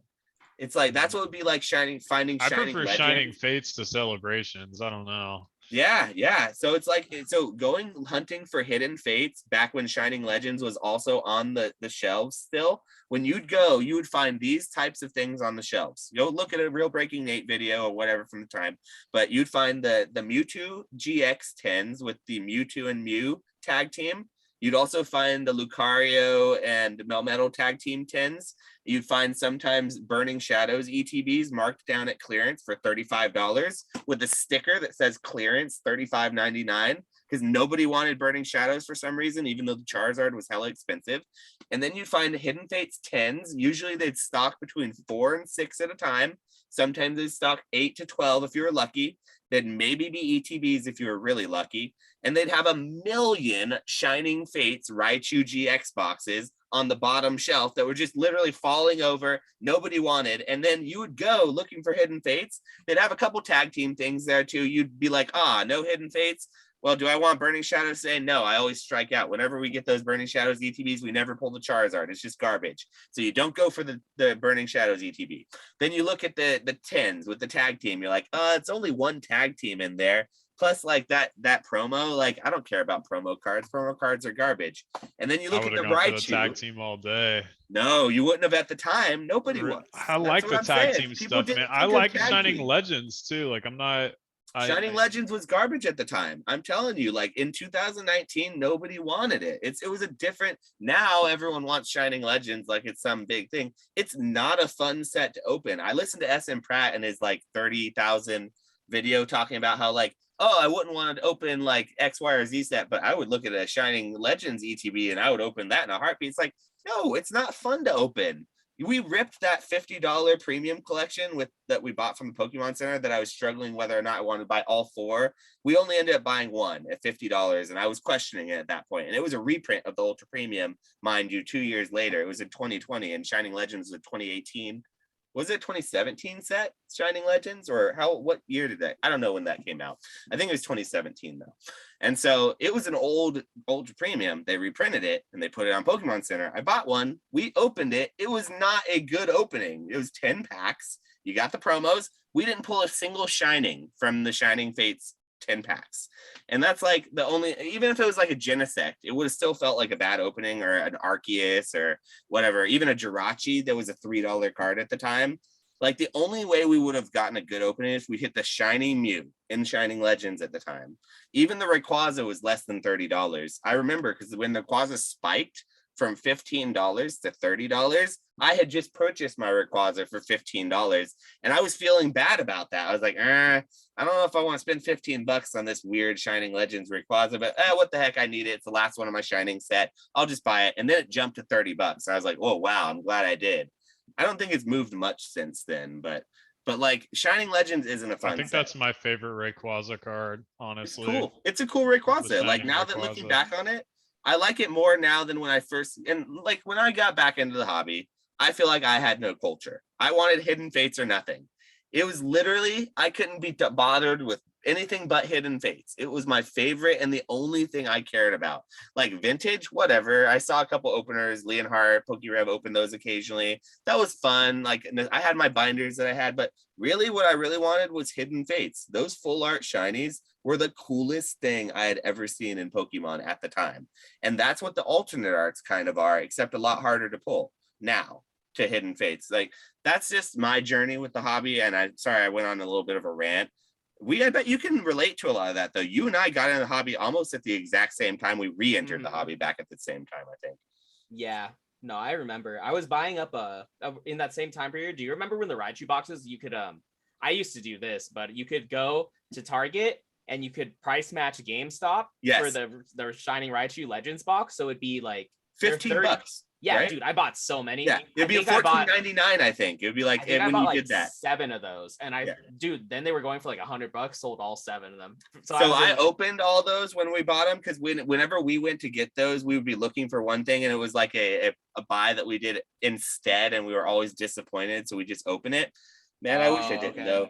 Bro, I bought do you remember the Burning Shadows were $34.99 for the ETBs too? That's what I was talking about, the clearance sticker that they would put on it. Yes. Dude, I know. I think I bought like 10 of those. And then so it was so good. People didn't think of things the same way as they did now. And it just changes every couple of years, which is incredible how like quickly the mindset changes in the Pokeverse, I guess it is. But like now the investment mindset is bad. Honestly, I think that whole like, let's buy. I don't want to get into it. You know what I mean? It's true. The investment mindset is so bad. Because like when you and I were doing that, looking for Hidden Fates, I wasn't looking for investment. I literally was hunting. I just wanted the Hidden Fates for some reason. I don't know what it was about that set that was so addicting, but man, they got that set. It was a super strong set. No, it was so strong. It had all the like OG Pokemon in their shiny form. Like it just hit on every form of like, oh, these cards are so sick. And it felt really good to get a good card. You know what I mean? So and Retro, you never answered. What was the premium collection you would go for? So I'm gonna. No, you're good. Probably Hidden Fates for sure. I think. So yours is Hidden as well. So both of you guys Hidden. Hidden is my answer. I would think so. Celebrations is kind of ass to me, dude. Honestly, like I'm second that. Not a. So I agree with you guys. I like Hidden Fates better, but for investment purposes, the Celebrations UPC is going to smash the other ones. Definitely. Yeah, maybe. I don't know. Just look at history. Like, why would these other ones move more in, like, they've already had plenty of time to move. Like, they're all the same price.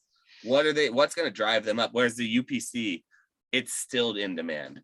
Nobody's asking for the Hidden Fates Ultra Premium. Nobody's asking for the Dragon Majesty. Nobody's asking for the Shining Legends. People ask for the UPC almost every day. But everyone's holding on to the UPC. Like literally, like everyone just has one. Like literally, I'm talking like every Facebook gym has like a UPC in their collection. Do you know what Yeah, I mean? dude. Like not trying to, you know what I mean? I agree. No, I agree. yeah. I don't think it's right, but I still think I actually think that the UPC has better value in it. The gold cards are better promos than the previous 3 ultra premium collections put together. Like all 3 of those ultra premium collections had pretty cool promos, but none of them are as good as like the golden base set Charizard and the golden base set Pikachu. See, that shit is so mids to me. Really? It's so mids. Like it's just Really? it looks like one of those fake like metal cards that you would find on like eBay or something. Like, Did you ever get one? Do you have one? No. They're pretty quality, man. You Yeah, gotta hold maybe one. in person. Maybe in person it hits. Maybe I like the gold Pokeball and the gold Pikachu. Like I think those are. I don't know, but I think yeah, those maybe, are mids. I think that's just like throw that shit away. Like all the yeah, other maybe stuff. maybe in person it hits. I don't know. I don't know. But it's funny you guys were talking about like when you got in and like you're just like, oh, I'm just looking for something fun to open or whatever. It's funny, dude, because to this day I still have not seen a Logan Paul box break. Like that's not what brought me like back into the hobby or whatever. Like I was literally just on Instagram one day and I was like watching my homie's story and he was like opening Pokemon cards or had Pokemon packs or something and I was like, is that like a thing? Is that cool now? Like is that a thing that people do still? Like what the hell? And Not so cool, never was, but no, so I messaged him and I was like, is Pokemon like back? Like what's going on there? And he was just like, yeah, bro, like Pokemon's fire, did it? And I was like, okay, all right. And so my buddy's card store was opening at this new location, and I went in there, and my like number one goal was to just like buy a bunch of shit and then turn around and flip it. Like that was like my so I buy all this stuff. I buy like a couple booster boxes, like some ETBs and maybe some like Pikachu V Shining Fates 4-pack blisters or whatever. I get all this stuff and I'm looking on eBay and I'm like, "Oh, I can make like $20 if I sold it or whatever." But then I'm just like I kind of just want to open this shit. And so like I didn't sell any of it, dude. And I sat there and I spent so much money like an idiot just opening modern to realize like I didn't like any of that stuff or it but it's funny.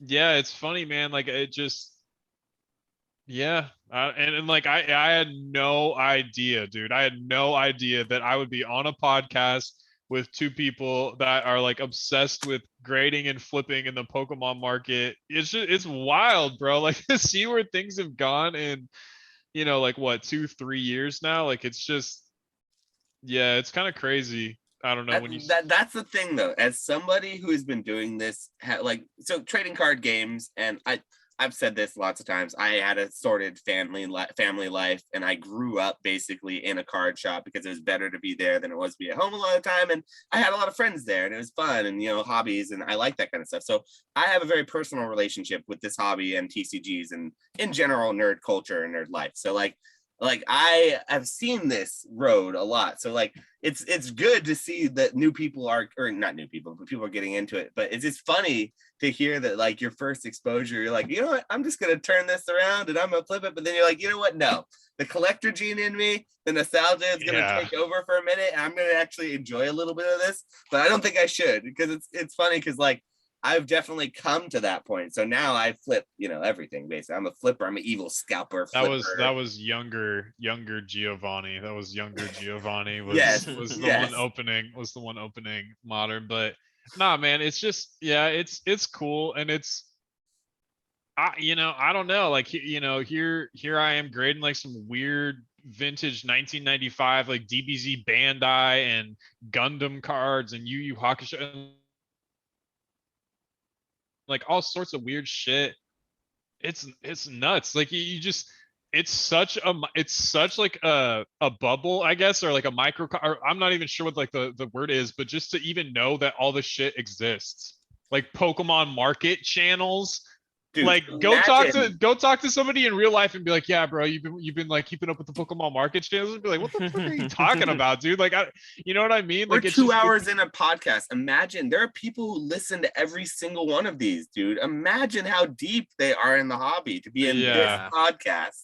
You know, because there are much bigger and better podcasts out there, I'm sure, but they're here and they love it. And I appreciate you guys. That's crazy. Appreciate you guys. Yes, exactly. And so, like, it is to say, yes, it is crazy to say where we are. And there's so many people who are so deep in it that there's like, I'll be damned if I don't, you know, have a Pokemon card in my possession for probably the rest of my life. You know, it's just whether I like it or not, it's going to happen. That was going to happen one way or the other. But I guess I just question like the validity of it sometimes, and especially in down markets, especially when it's really bad or when it feels like there's a lot of bearishness. I think unless it corrects really, really bad by 2024, like let's say Thanksgiving by 2024, I bet everybody on this podcast, unless, you know, some major life stuff happens or the market corrects like stupid or whatever, I think everybody on this podcast is going to be in a better off spot than they are right now. And I think that if you can weather the storm of a down market, like it's kind of like, it's like, okay, so like plants, for instance, right? Like if you baby a plant, like you never put it outside, you keep it inside, you don't let the wind hit it, it's like weak. It's weak. Yeah, right. If you put it outside and like you let it be exposed to, you know, some bugs, exactly. Like it gets, and so to me, like that's what this is. Like this is, it's like what kind of tree are you going to grow into? You know what I mean? And if you like were a tree that was planted during the biggest bubble in cards of all time, whether that be sports, whether that be Pokemon, like whatever, if like that's what your foundation is built on, everything just being easy, everything going to the moon every few seconds, no competition, blah blah blah, cheap grading prices, all that shit. Like if that's your foundation, compared to like if your foundation is like being able to grind a business through like the down market or the bust cycle or whatever you want to call it, like those people are gonna survive and outperform. And when things do start, like no guarantees or whatever, but if things did start going on an uptick again or something like that, like those are the people that are going to be in position to reap the rewards and benefits. You know what I mean? So I don't know, maybe just some hopium or. I agree with that. Yeah. I have a weird question for you guys though. This whole conversation has got me spurred my thinking about something though, but like, you know how when you're younger, you'd go to people's homies' houses and their dads would have like a sports room where it was like just a room with like, it was like a shrine to like a certain team. They have like a bat, like all this like sports stuff. So like, that's like who the collector of like sports collectors, that's like for that room. That's who that is. Yeah. Its end goal is for like that Kobe Bryant card or that Steph Curry card, their Warriors room or whatever it is. Pokemon room. Is that what you're getting to? I was about to say, I've seen a lot more in these days, nerd culture, you know, pops and like Pokemon and like comic books, video games, all that. Those types of rooms, I see a lot more. And I feel like they're a little bit more normalized now than it was. Like, I almost feel like now it would be weird if you were to walk into someone's house and they had like a sports shrine room. It would be almost like kind of awkward. Whereas if you were to go in the same house and it'd be like a Pokemon room, it'd still be a little bit awkward. Let's be real. It'd still be a little bit awkward if you walked into your friend's house, you had no exposure to any of this stuff, and they had a whole room dedicated to like these fucking marbles or something, like this kind of weird crap on the wall. You're just like, whoa. It's funny. It's funny. The other day, like a homie came over that I haven't seen in like years. And I had like, I didn't know he was in the area or whatever. Like all my inventory is out on the table. Like I've got video games, I've got cards or whatever, bro. He walks in, he takes like one look at my kitchen island and my dining table, and he's like, so did you get into cards or something? And I was like, yeah, you like have no idea. I guess so, or what. He was just like, he was kind of like, all right, like this is a thing or whatever. Like it was just so funny because it was just shit everywhere. And I don't know, man. It's I can't tell people what I do unless I'm really comfortable with them. Like when people don't rarely people ask what I do. Like I don't see a lot of people besides the people I interact with, like NPCs in the real world, like, you know, cashiers, people I'm not giving my life story to. They're not being like, hey, guy who's buying from me, what do you do for a living? But like when I see my friends, they already know what I do for the most part, because I have a pretty small circle, and these days you don't see as many people. And like, but like when I do go out, like I went to a wedding recently, and like I had to talk to people. Like talking to people and telling them what I do for a living is very weird when they have like a very normal, like, and especially because I was in the hospitality and service industry for 10 years. Like I worked at a winery, I worked in sales, you know, I had normal kind of jobs with, like, you know, normal hours, and people could come and see me at my workplace, and, you know, all that kind of stuff. But like it's funny because you can't, I feel like I can't just outright tell people like, oh yeah, I sell Pokemon cards for a living. Like if I just lead into it like that, it's like I always get a weird look. So typically I say that I do YouTube or I do content creation, even though that's not what I do. That's not, I mean, I do that, but that's not what I do to make money. You're Like, you're a fine art salesman. What about you, Flex? Like how does your like family and friends like react to you kind of doing cards as like a full-time type job? It's pretty chill and honest. I feel like I'm on the opposite of you, Josh, where it's like homies are like, what do you do? I'm like, I sell Pokemon cards. And they're like, what? And I'm like, yeah. And then they're like, you can do that shit? I'm like, yeah, fuck yeah, it's fucking chilling. And then it feels like a strong flex, you know what I mean? Because the younger friends, yes, I agree with that. But I'm talking about like my friends who I've like had since like middle school, with that like literally nothing involved, that have like straight up careers now. They're like engineers, and like I have a friend who's like a lobbyist, who's straight up a fucking lobbyist, like big boy careers. And I'm just like, yeah, so Pokemon. Lobbyists are a dime a dozen, bro. They're not low pop. They're not low pop. Yeah, true. Bro. Yeah, it's true. It's fair. But my parents, they just kind of were like, okay, whatever. Like I don't know how to explain it. They were like very like Asian parents, were like, you should be a lawyer or some shit, or like an engineer. And then now they're like, you sell Pokemon cards. I'm like, yeah. And they're like, that doesn't make any sense, but whatever. My dad's super proud of me for selling Pokemon cards, because like he's a big sports card collector.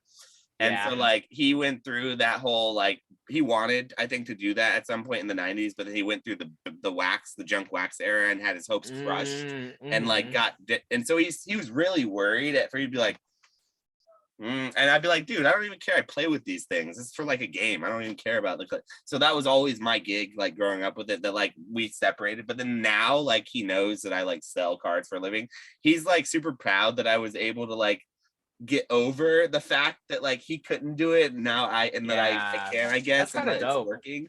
So it works out for like my close family. They're proud of that. But like I just mean, it's like the people that I know that have like established careers, or like my older family members, my boomer family members, they don't know. Like, and people on the street, if it ever comes out, like if I'm at dinner and we like talk to another couple and it comes out, like just like, what?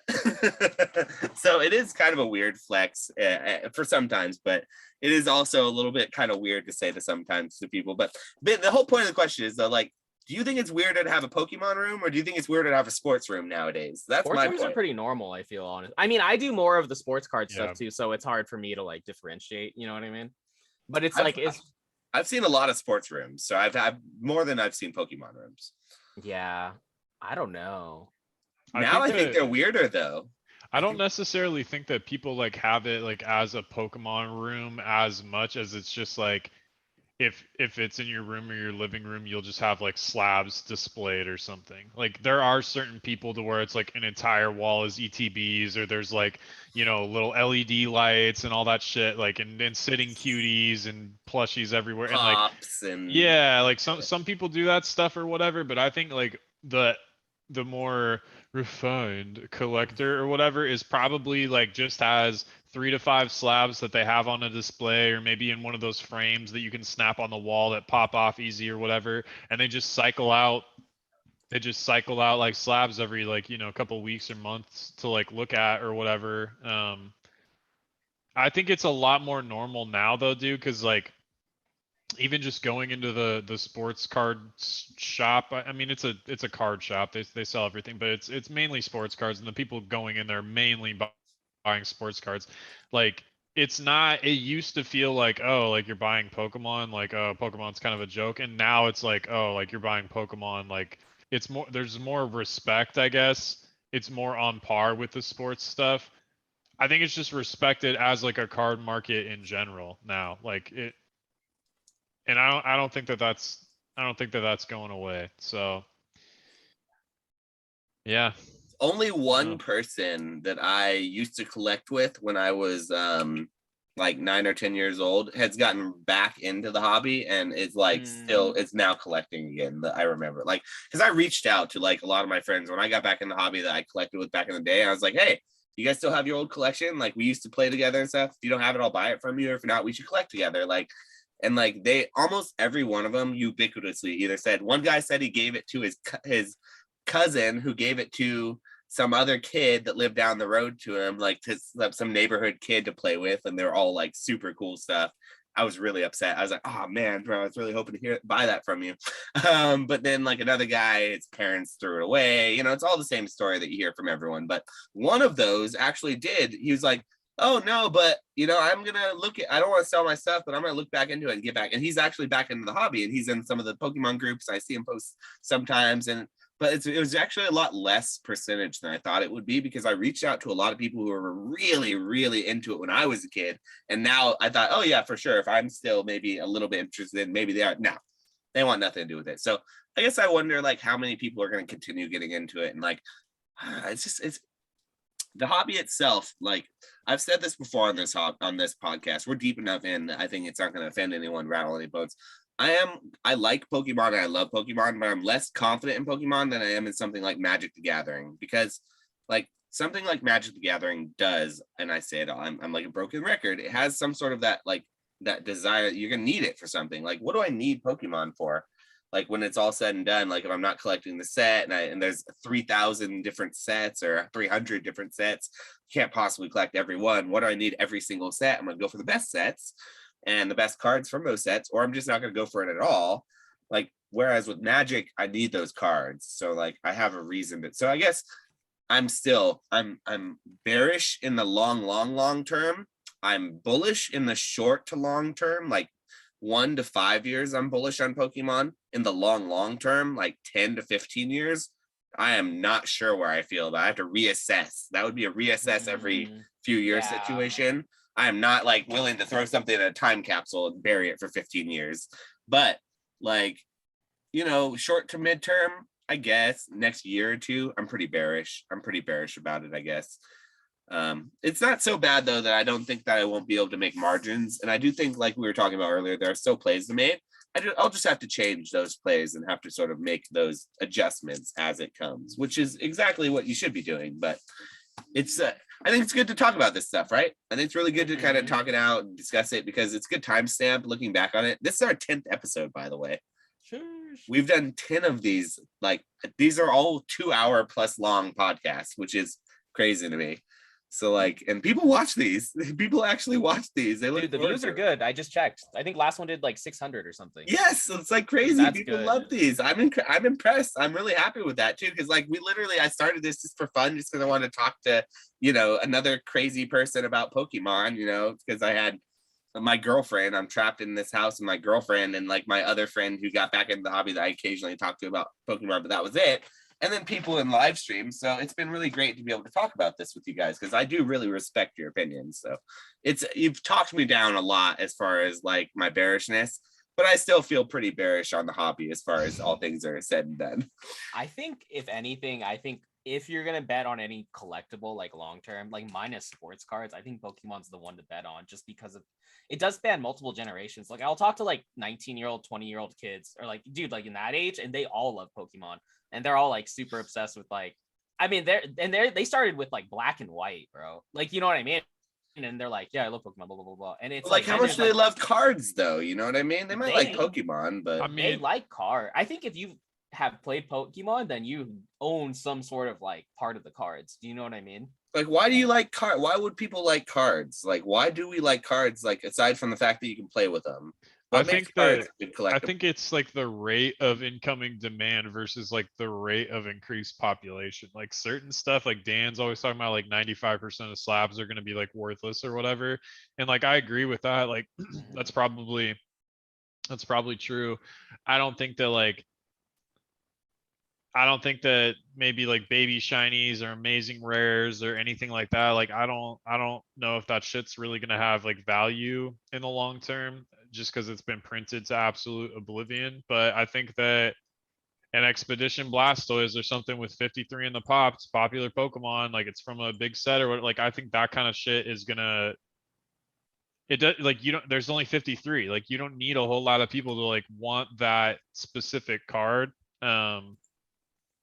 To keep the price on it super high. So like I don't think everybody that's ever played a Pokemon game is like going to come back and be like this massive collector or whatever, but you also don't like you don't need everybody to, like you only need a certain percentage of people. And just like in anything else, like the top, the top 1% of producers make 99% of the goods, and then vice versa, like the top 1% of consumers consumes like 90, that kind of idea. It's the same thing to me with like collecting, is like the people that are super engaged, that are watching all these market lives, that are like watching YouTube content every day, whether it be sports, Pokemon, Yu-Gi-Oh, whatever. Like those kinds of people are the ones that are that kind of like retention. It's more sticky, and those kinds of people are going to spend more over their lifetime on slabs than just like a normie.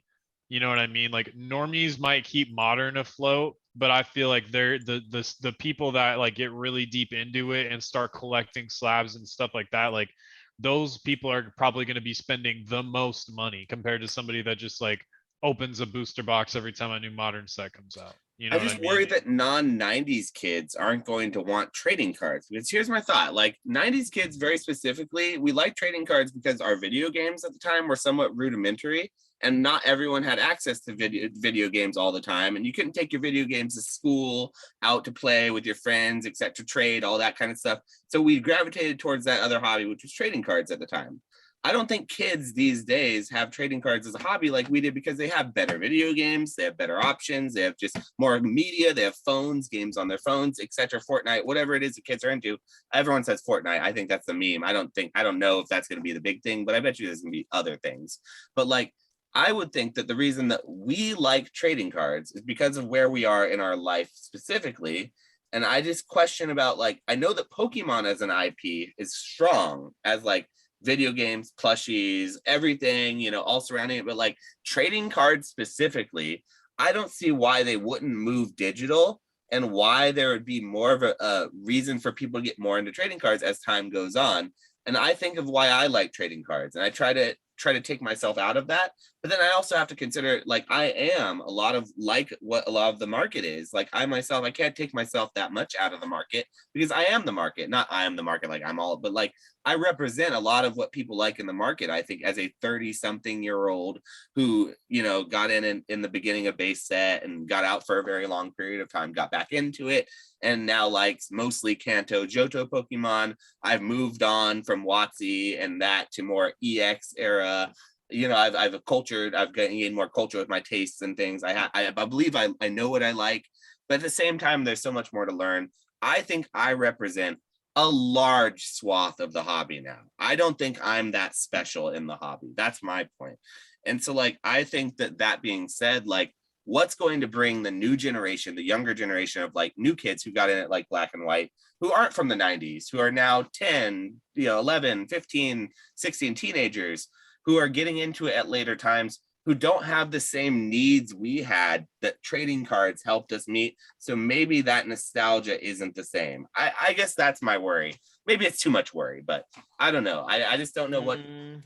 I think that there might be like a potential sell by date, but I also think that like Pokemon might move into the space to where it's historical, maybe, in a sense. Like there's the most expensive sports cards are not sports cards that anybody's nostalgic for. You know what I mean? It's just the goats. And so like if Pokemon moves into like a more like historical, I guess, like realm or whatever, then over time, like it's not really going to matter that you didn't grow up with base set Charizard, because like base set Charizard is base set Charizard, just like the Honus Wagner is like the Honus Wagner. It's like I don't even know who Honus Wagner is or like what team he played for or anything like that, but I know that that's the most expensive baseball card. You know what I mean? So like Right. it just yeah, but if it doesn't move into that sort of like, oh, this is a really historical IP, and it's more like, oh, that was just a fad that like 90s and early 2000s kids were really into for a while, and then it kind of died off, then I think that it's gonna get to be even more of a pyramid, and like the stuff at the very top, like the Charizards, the Neolugias, shit like that kind of stuff might still have some value. But yeah, then everything else is probably going to eat doo-doo for sure. So I definitely think that there's a sell by date. Honestly, dude, 2025, I think will be really, really interesting. Like by 2025, I feel like the economy will hopefully have like kind of worked a lot of this stuff out. It'll just be interesting to see where we're at like 3 years. Like I would feel maybe more confident predicting the future if I knew it was going to happen or where things were at 3 years from now than I do right now, because we just came out of a massive boom and then there's a massive bust, and now we're just kind of like unsure of where we're going to go. So like a year, 2 years, 3 years from now, I think it'll be, it's the same thing with like crypto or whatever. Like a lot of people are like, oh my God, or whatever. But like if you've lived through a crypto winter or whatever you want to call it before, it just is what it is. Like you probably sold the top if you were smart, because you didn't sell the top the first time, and then you got boned and you had to sit and wait for a couple of years before Bitcoin, shot back up over all-time highs again. And so yeah, kind of a rant, but anyways, yeah, I think we'll be fine, man. I really do. I think I think everybody on this podcast will be okay. And I think that anybody out there, like, just don't over leverage yourself. Don't be overspending, and just understand that like if you really, really want something, like there's time. Most people that are in this community are young. They're in their like early 30s or 20s, whatever, mid to late 20s. And like you got time. Like your best income earning years are probably still ahead of you, and like it's Pokemon. It's not like you're gonna have plenty of opportunities to buy stuff, so you don't need to have it right now, especially if it's gonna put you in a bad financial spot. Like you can just relax and wait and still have fun and not stress yourself out financially. And if you're still here, make sure you like and subscribe. Yeah, because you are smash that like button. Because you guys are awesome for staying and listening this long. All right, boys, we wrapping up. I gotta make some dinner. Yeah, I was gonna say this is a kind of a good time, Flex, if you wanted to say anything, sort of some last words, but this is a good time to maybe wrap it up. I appreciate you guys sort of listening to me being a freaking bear here. Maybe I have to take this thing off eventually, but maybe I'll sleep in it off tonight. Just I don't know. Oh, real quick, should I do my CGC? Should I send those to CGC? I need. Oh yeah, let's see. What do you got for CGC? Because I'm sending pretty much everything for CGC. Well, I have a pile of miscuts and stuff that for sure. Heck yeah. It's just that pile of Japanese stuff. Like these, okay, these are less popular Pokemon, but they'll be like 8.5s and 9s, probably maybe 9.5s. I would send the stuff that's like the, like the Ninetales and the more popular kind of Pokemon. I don't know about the Fortress and that type of. Yeah, those won't sell for more than like $25 or something. The Fortress or whatever at 8.5. Think about it. Yeah, definitely the light Dragonite though and the light Arcanine are definitely worth taking out. Yeah, those might be PSA ones because like, the Arcanine looks good in the red PSA slab with that red ugly ass border that they put on it. And then also the Dragonite's Dragonite. But... Yeah. Okay. $18 though. I'm about to drop a video here in the next few days of like all the different types of shit I'm sending off at 18, dude. I'm sending off like 3 or 4 different TCGs. I'm sending off some F1 stuff. Like I'm going for it, man. I've just been quiet about it because I'm so like I'm sending off CGC too, bro. I'm sending off to CGC too. CGC's got to hold me over like while, I wait for the big, but it's like, I was talking to the Spicy Boys about it yesterday and I was like, CGC is like jabs. It's like the quick jab. Yeah. And PSA is the haymaker. PSA is the haymaker, the uppercut. You know what I mean? Because you wait longer, it takes larger to charge up, but when it hits, you get a PSA return back. Oh my God, bro. It just rains money. Like money is just raining from the sky. You know what I mean? So got to be a little patient, but it hits different. So Yeah, well, we won't talk about my PSA submission. Besides the fact they gave me that 110, but they gave me a slew of 8s otherwise. So I'm going to be doing a lot of cracking, even though I just gave them like $600. So fun times to just Wait, you guys are both going to Long Beach, right? Yes, absolutely. Are you going, Nick? I don't know. I'm going to Denver for sure. I don't know about Long Beach, but I kind of want to go. I don't know. You should try. It's going to be a lot of fun. It's going to be on the 20th and the 21st of next month of August. Yeah. Damn. It's gonna be a good time. A lot of people are gonna be there.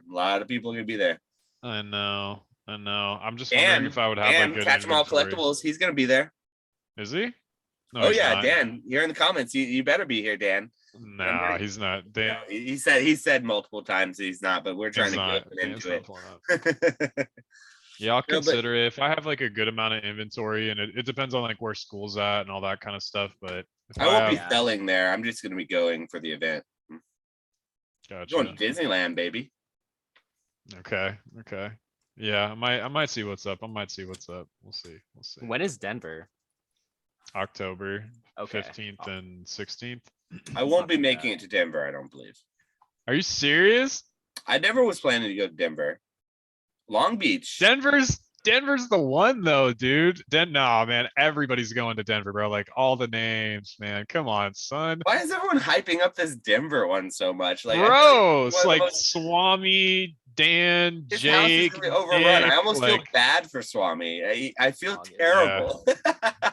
It's gonna be rough. I don't know. I think it'll be good. I'm excited to meet people in person, and hopefully people aren't weird, man. Like, oh, everyone's weird. That's the beauty of it.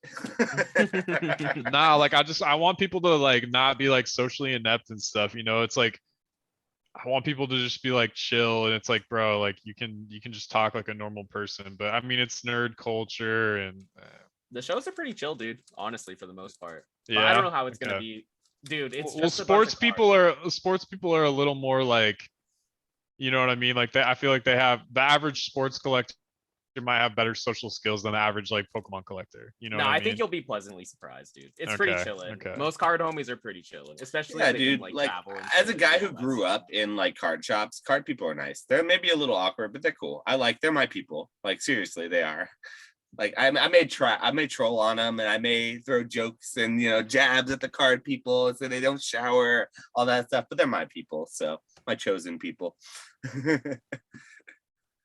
Yeah, man. Well, I hope you do decide to go because I mean, if we should talk about it though off the podcast. Do you want to like discuss logistics on like where you're staying and stuff? We're getting a hotel room in the actual like hotel where the CollectorCon is going to be taking place because they have like discounted rates or whatever. But do they still have rooms? I need to check tonight. Actually, they did last I checked. It was like 2 weeks ago, but it's getting closer, so I need to actually reserve. Okay, yeah, no, I might get an Airbnb. Hey, if you do decide to get an Airbnb, if they don't have rooms, we'll coordinate maybe or something. So I'll let you know. I'm going with Van and then my 2 sisters. So we were gonna split that. So if you want, we could get a big Airbnb, and just maybe a lot cheaper if that's the case. Let's look at the hotel rooms. We can talk because we could get like a 3-4 bedroom or something. That'd be sick. But yeah, that's kind of the play if that's the case. And if that's the case, Retro, you might want to jump in on that if we get a room or something. Housing would be pretty cheap, bro. We'll see what's up. Yeah. All right. Well, anyway, everyone, if you guys are still watching, thank you again. We appreciate all you guys. I'm gonna cut the podcast there. I'm gonna do some streaming later. I know Retro, you got some stuff to do. I'm sure you're always busy. But thank you everyone for watching this whole podcast. And if you haven't already, like and sub, and we'll see you guys on the next one here. Peace, everybody.